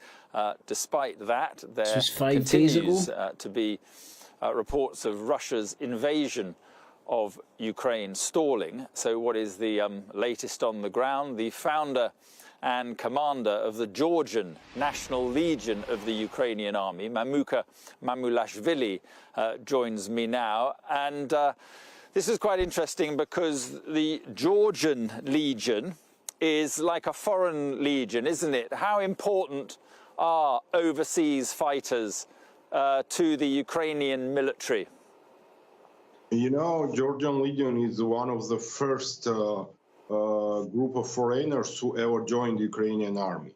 So the motivation of Georgian Legion is, you know, to help Ukrainians go through the same experience what Georgia has already had during Russian invasion. So, you know, for Ukrainians, it is very important to see among them people that support them and to see different nationalities who are standing with them physically and holding on the fire.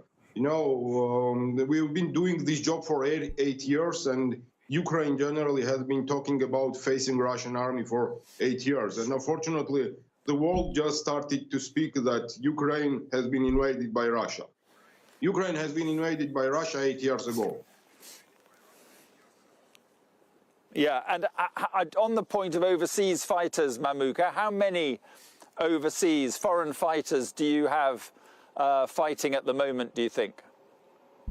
There are, I would not, you know, say the number. There are a lot of guys that are still joining us from UK, from United States, mostly from United Kingdom. In my opinion, those guys are the last heroes that are standing now and physically defending the freedom of a free nation.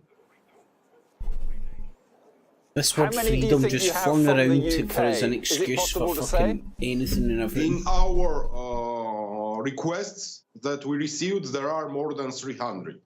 So they are coming with small groups. They're joining us. They're doing a good job. They are professional soldiers, and they're sharing their experience with us and with the Ukrainian army also. And does that 300, does that include the 4 serving British soldiers who have apparently come here, soldiers who are still in the army in the UK? Men who are now on an active duty cannot get into Georgian Legion. We refused a young guy who tried to do that. We bought a ticket and sent him back to UK because it would cause a problem to a young man who probably does not understand it. But I appreciate the guy who gave up everything and came to help Ukraine. Now, it's my perception that Sky News, the BBC, and other outlets running this kind of story and whatnot, if they didn't want to encourage people to go out there and fight, they wouldn't run these stories and publicise it and tell people how to do it and tell people they can do it and it's easily done and you just do this and you do that and how did you do it? You know, it's basically giving people a A to Z of how to bloody go and roll in this fucking war, man. Anyway, let's have a look at what else is on the cards. That was the foreign mercenaries. I went through all of them. And HRT. HRT positive. Waking up to another day in the madhouse that is the UK, and while HRT positive. HRT positive. From say 65 quid to 330 quid, and God knows where you're supposed to get that cash from. Like if you're a pensioner, where are you supposed to magic that money out from? I don't know, pluck it out of your arse. Meanwhile, people are also being told that if you house a Ukrainian refugee, if you partner with one on some sort of Ukrainian grinder and have one in your home, you'll be paid 350 quid for the pleasure. Not only that, but local councils will get £10,000 per Ukrainian refugee that they take. I might do it for 10 grand. Ordinary Brits can't get into their local school of choice. Most are bunged into some random school they never wanted to go to. And like me, your kids probably haven't seen a dentist for a couple years because there's simply no appointments available. And that's before we get started on inflation at around, I don't know, 17% probably in about real terms, and it costing around 80 quid to fill up your car. But meanwhile, Kwasi Kwarteng, the business secretary, says British people are proud to feel the pain of the Ukrainian people and stand in solidarity with them. Oh, right, yeah, HRV. when I'm filling up my car for 100 HRV. quid, I'm feeling the pain of the Ukrainian people. No, I'm not. UBS. I'm feeling the pain of a crap government that overreacted to HRT. Positive. COVID, knocked us all down, HRT. and then tried to Positive. make us green through a route we didn't want to go down, and refuses to use the energy sitting under our very own soils and seas. Anyway, that's all. I'm going to come up with some solutions that involve looking after yourselves and trying to... She looks fucking... She does, no, in all honesty, she does look menopausal as a motherfucker. Pure ropey, pure... I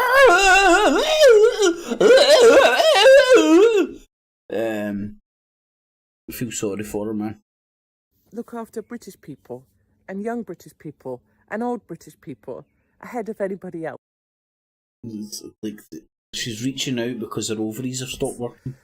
Okay, good. Lions, come here. Show yourselves. Come here. Come here. Hup. Hup. Oh, there. Little lion. Where's your flatulent sister? Tilda? Tilda Swinton? Flatulent Tilda? Oh, God. Anyway. So, somehow, someway, she's trying to get her tuppence worth in using on the back of Ukraine. Anyway. A wag the dog.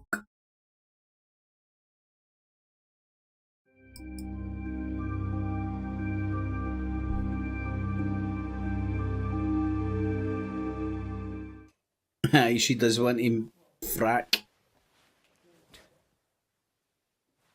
What the hell? Right, can somebody offer me up, like...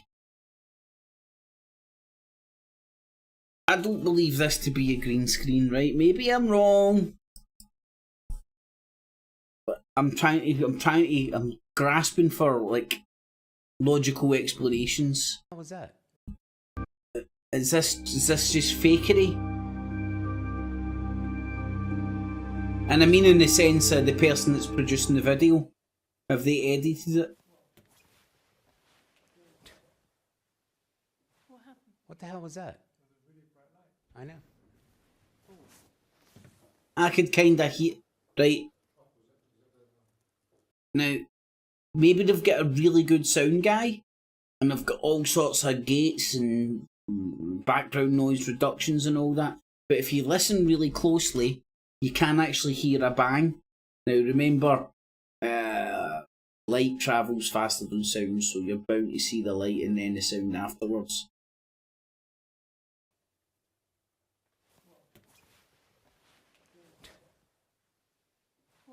What the hell was that? I know. See that right there? You can hear it. What the hell was that? I know. Right there. Right, okay, so to me I can actually hear the sound of that. Because it doesn't sound like pure... They could have all sorts of like filters and gates and all sorts of shit on the audio, which they probably would have to make sure you get the noises of the crickets and all that out the background. Anyway, just thought I would wag its tail, because the dog is smarter than the tail. If the tail were smarter, it would wag the dog.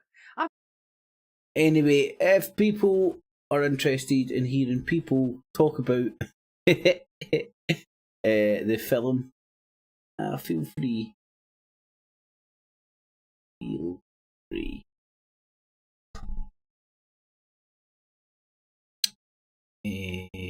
Okay, big in a pokey. Right, what else? So that was Wag the Dog, now the Biolabs.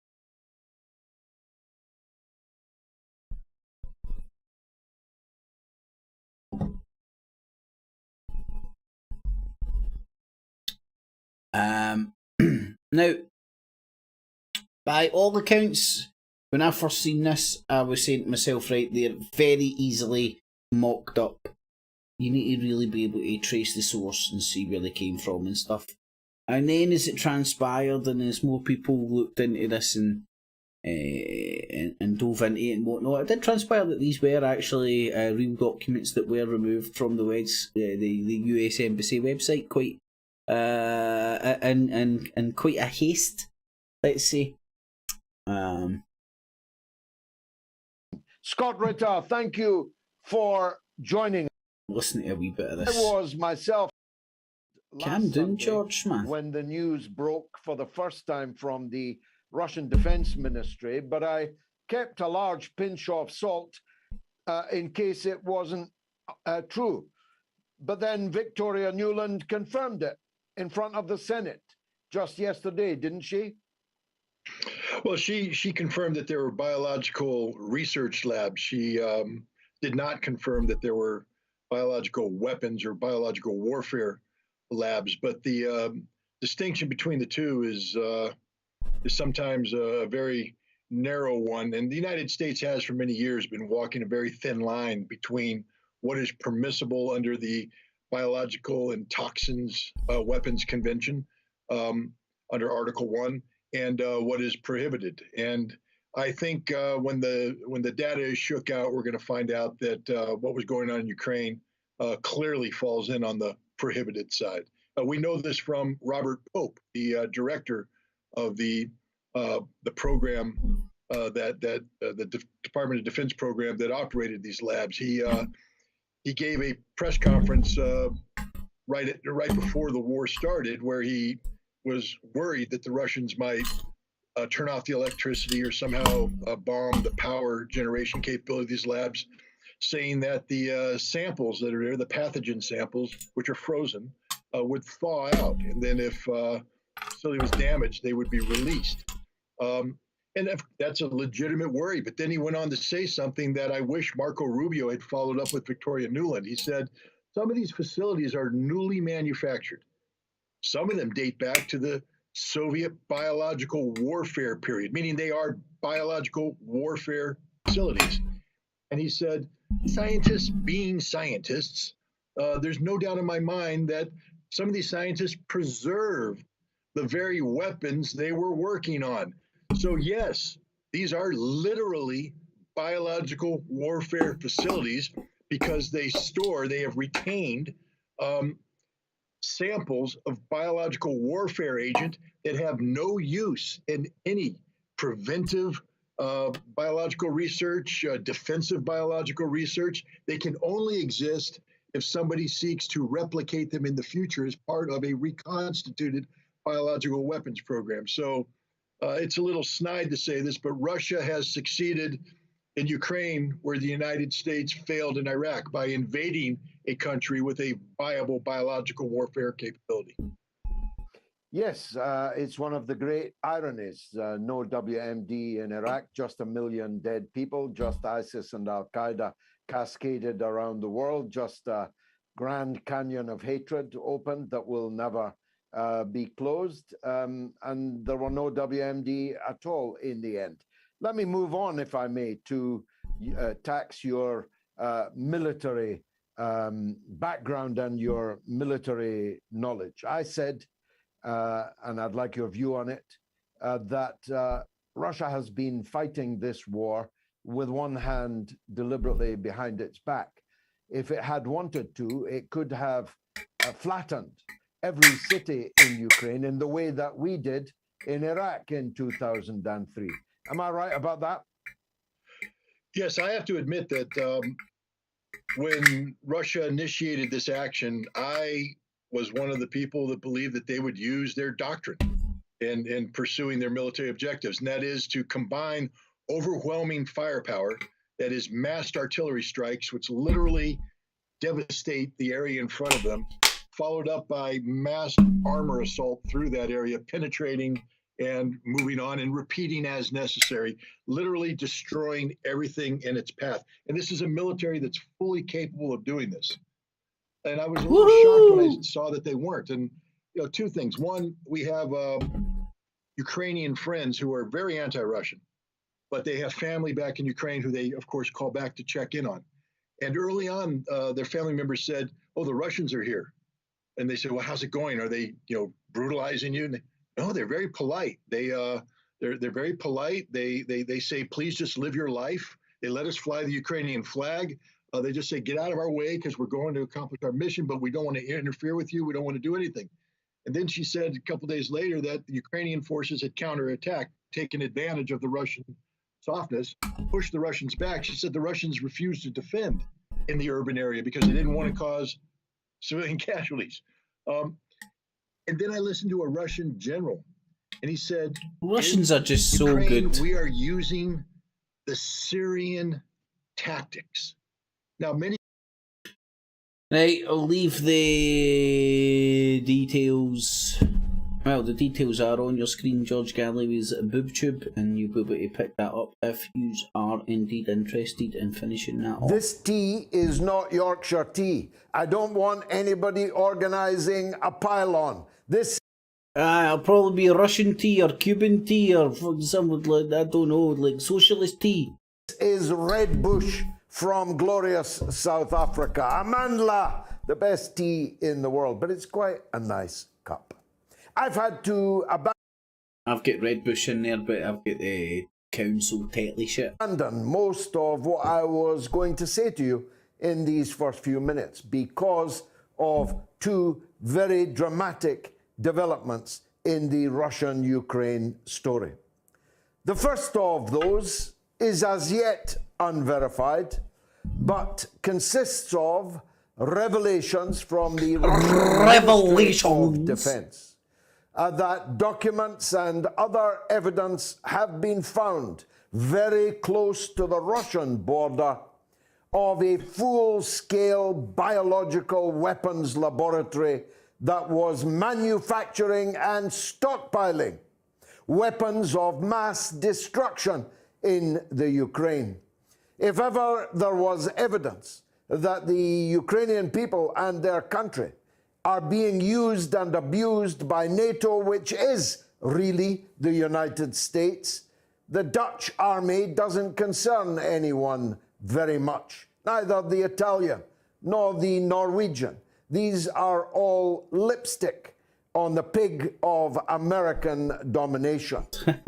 The Ukraine has been used and abused by American politicians, particularly in the Democratic Party's top elite.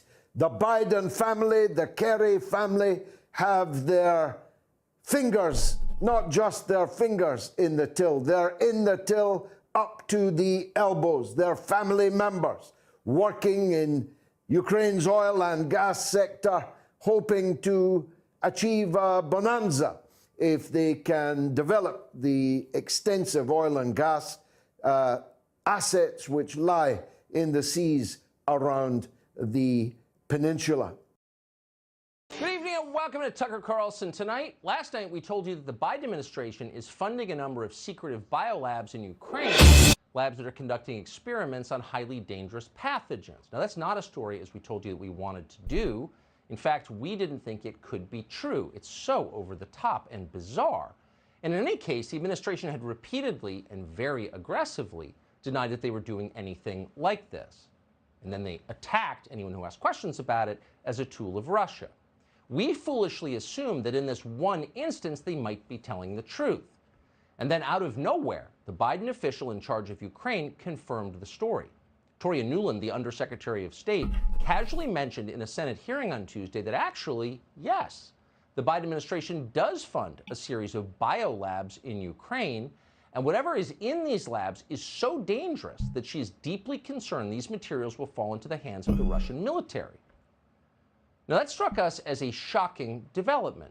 Once again, not for the first time, what had seemed like a nutty conspiracy theory turned out to be true. Toria Nuland's testimony raised at least two immediate questions. What exactly are these labs doing with our money and in our name? And why didn't the Biden administration secure the contents of these labs before the Russians invaded? So far, we haven't received any answer at all to the second question. We think we're the only ones who've even asked it. Whoever decided to leave deadly biological materials sitting in Ukraine as Russian troops massed on the border has not yet been identified. We hope that person will be identified. We'll keep asking. As for the first question, what exactly is going on in these labs? We've gotten several answers, all of them insulting. Initially, the administration claimed that the labs were designed to help the Ukrainians fight tuberculosis, as well as various livestock diseases. That's what officials told members of Congress. It didn't seem plausible, and in fact, it's not plausible. And then, after our show last night, the Pentagon released what it non-ironically called a fact sheet, designed to make the biolab story seem small and ridiculous. Virtually every news organization in America, with almost no exceptions, repeated the administration's claim verbatim, with no verification of any kind. Foreign Policy magazine ran this version of it, which was identical to many other versions you saw if you followed the news today. Quote, fact check! DoD has worked with Ukraine to eliminate, in all caps, bioweapons left behind by the Soviet Union since 2005, said a senior U.S. Defense Intelligence official. But these are not, again, in all caps, weapons labs, as Russians falsely claim, the official said. The Washington Post assured us of the same thing. So did countless other so-called news organizations. Okay, so no big deal. This is not actually a story. The Pentagon's been doing it since 2005, working with Ukrainians to, quote, eliminate biological weapons left behind by the Soviets. That makes sense. But wait, 2005 was 17 years ago. How long does it take to eliminate Soviet bioweapons? 17 years seems like a long time. If you had 17 years and ample funding from Congress, you could probably remove and catalog every grain of sand on Waikiki Beach. And yet somehow over that same period, 17 years, the Pentagon has not finished removing test tubes from Soviet-era freezers. How does that work exactly? How heavy are these bioweapons? Do we lack the transportation capacity to get them out of Ukraine and bury them in the desert in Nevada? When was the Pentagon planning to finish this important? So you've got the details on your screen if you want to go and finish that wee monologue that he's diving into there. But again, it's like Victoria Nuland is up there and is confirmed there's biolabs. Now you could split hairs. What's the difference between a biolab and a bioweapons lab? Right, it's pedantics. Right, a bios lab is making the shit that you can still stick on a missile that when it blows up, fucks people up. Bios weapons lab does the exact same shit. But details on your screen. I don't know if you can remember earlier on it, and I can't even remember where it came from. But apparently over in America, this guy, is it Tucker Carlson or whatever his name is being they're because of this shit, they're putting him out there as a traitor and whatnot, because he's fucking up the Ukrainian war effort. Important job. In 20 years? In 50 years? Those all seem like very obvious questions, but not a single reporter asked any of those questions. Meanwhile, over at CNN, perhaps aware that the first explanation didn't make sense once you thought about it, offered a new alibi. According to CNN's website, the labs in Ukraine exist to, quote, secure old Soviet weapons. Okay, secure, not eliminate. Which raises the question, what does it mean to secure a bioweapon? And again, why has it taken 17 years to do it? And by the way, if these are really just old Soviet weapons, why is Toria Nuland so worried they'll wind up in the hands of old Soviets, who presumably already have these very same weapons? Probably don't need more. Method Man, I'll need to watch that. You know, I'll be honest, I've heard the audio, but I've not seen the visual. Today's coverage of the Biden administration's secret Ukrainian biolabs. Stop thinking about it. Start accepting what they tell you at face value. Otherwise, you are an agent of Russia. Here's CNN. The foreboding music, biohazard warnings. This Russian state media footage from 2015 claims to show America running facilities in Ukraine and Georgia that caused deadly outbreaks of disease and killed local livestock. This story is false, but that has not stopped it continuing to circulate, evolving from biological hazards to biological weapons and becoming a key part of Russia's disinformation campaign, justifying the invasion of Ukraine. The claims were debunked several years ago when, in 2020, the United States issued a statement to, quote, set the record straight, explaining the facilities are, in fact, for vaccine development and to report outbreaks caused by dangerous pathogens before they pose security or stability threats. These claims were debunked several years ago. These facilities work on vaccines and reporting outbreaks. And then they play Russian propaganda. The point is, anyone who asks questions about this is repeating Russian propaganda. Got it? And the truth is, we're not interested in what Russian propagandists say about these Ukrainian biolabs. We're not interested in what the propagandists at CNN say about these biolabs. We're Americans. So we would like, in fact, we think we have a right to demand the Biden administration to answer simple questions, straightforward questions. These are obviously questions important enough to make Tory Newland very nervous, but why? We don't know. They won't answer. So instead, we did some digging of ourselves to see what we could find, and here's what we came up with. The day after Russia invaded Ukraine, Robert Pope, the man who heads the Cooperative Threat Reduction Program at DoD, sat for an interview with the website Bulletin of the Atomic Scientists. Pope is the man in charge of securing or eliminating Soviet-era bioweapons, so he knows a lot about the subject, maybe more than anyone else. But it turns out that not all of these Soviet weapons are being destroyed or even secured, and Pope acknowledged that in the interview, which apparently CNN didn't see. According to his interview, Pope said the labs, quote, may hold pathogen strains left over from the Soviet bioweapons program, preserved in freezers for research purposes. Pope said that, quote, scientists being scientists, it wouldn't surprise me if some of these strain collections in some of these laboratories still have pathogen strains that go all the way back to the origins of that program, end quote. In other words, because as Pope put it, scientists are scientists, they don't want to destroy all the bioweapons. Instead, they're using them to conduct found the new COVID smoking bioweapons gun. research. That's what he said. And not just on strains left over from the Soviet Union. The second lie. In fact, the U.S. Embassy in Kiev has acknowledged joint American and Ukrainian research on other pathogens, such as hemorrhagic fever virus. Apparently, there's a lot of this going on in Ukraine, funded by the United States. Did you know that? Why Ukraine? We don't know. We can only guess.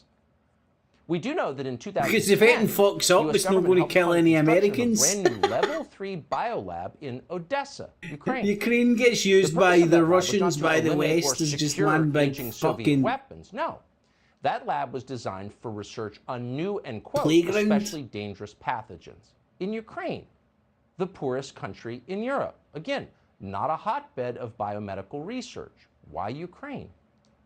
We don't know. Someone should find out. We do know that the Pentagon talking points you saw reported as fact on television today and last night were an utter lie. Did the reporters who repeated those talking points verbatim know they were a lie? Maybe they did. On the other hand, how would they know? They didn't bother to do any reporting whatsoever. They got a text from some Biden administration flack and they just read it on the air like it was true. You shouldn't be surprised because that's what they do. And it's possible they're afraid not to do that. They know if they stray from the script the White House has written for them, they'll be denounced from the briefing room as tools of Putin. Here's Biden's publicist doing that very same thing today. The main issue that prompted my Twitter thread yesterday was that Russia has a history also of inventing outright lies like this, which is the suggestion that the United States has a chemical and biological weapons program, or Ukraine does, that they're operating.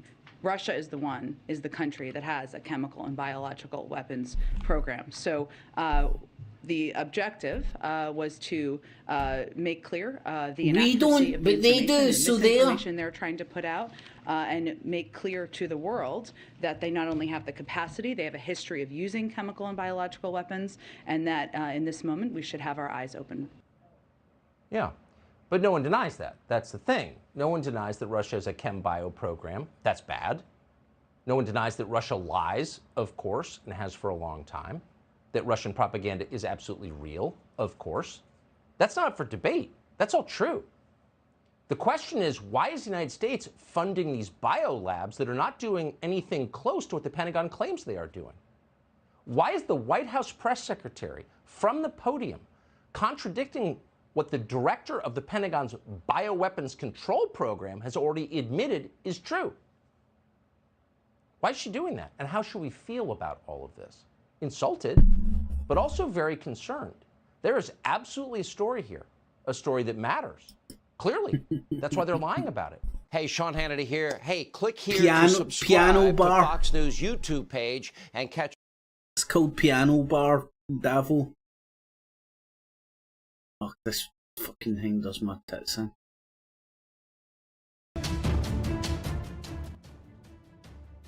Can you turn this up any louder if you wanted to? And then it's the Russians military talking about the biolabs and all that. Details on your screen if you want to go and watch it. It's getting very late and I am tired. That was the biolabs. 2 left. China. Trying to drag China into this. China are like sitting in the sidelines, and officially what they're saying is we want peace, we don't want any war or anything like that. And the West are out there this morning going, you're not condemning it hard enough. Anyway, this is China in focus. Western outlet to spread fear about China and their plans for the future. Every level of the United States, from how we get our food to our education and even our leaders. In this special report, we look at how the communist regime has managed to do that, what's at stake, and what can be done.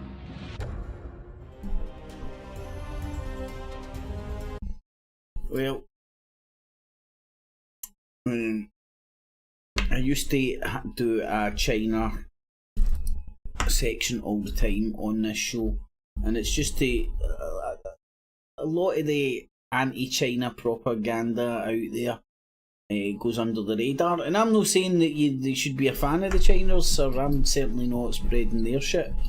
I just am aware that there's clearly organised outfits out there spreading. Happy to tell you how much China stinks, basically.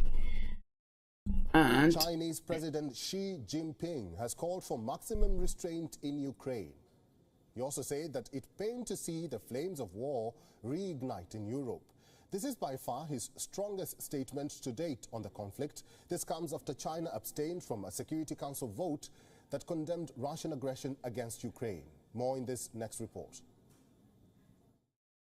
Chinese President Xi 6 Jinping days came ago. out with his strongest statement yet regarding Russia's invasion of Ukraine, calling for maximum restraint and saying he is, quote, pained to see the flames of war reignited in Europe, Chinese state media reported Tuesday.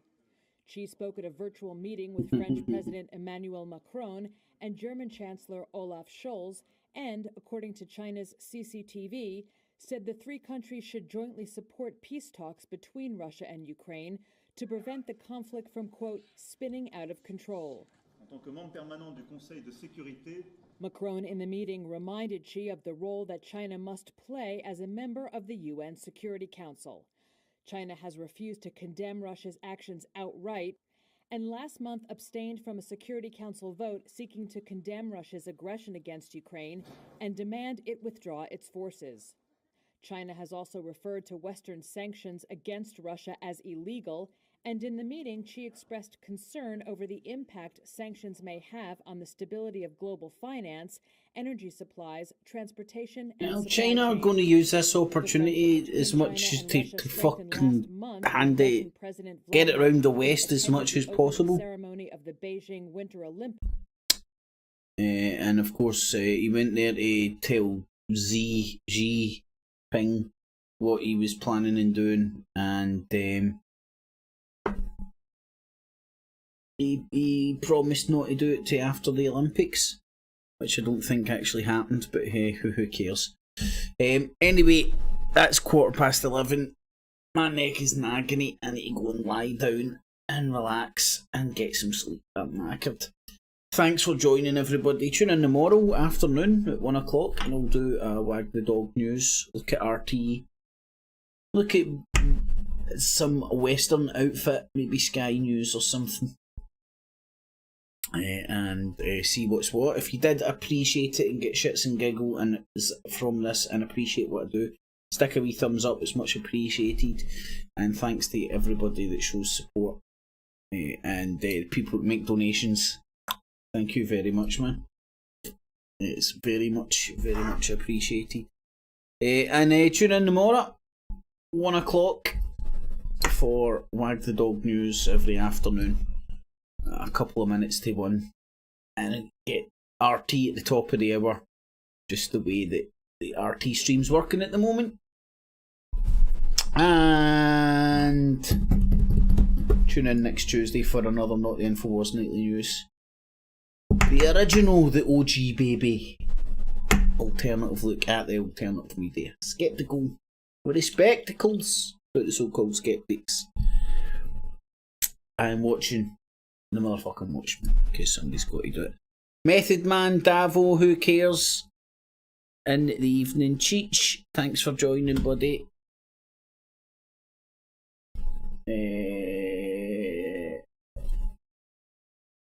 Davo, Russian looking guy. Naked HD online strips without clothing. I'd be disappointed if he stripped with clothing on. Blazing. Alan. 6. Who cares? Punk on the Whiskey. Cheech. Davo.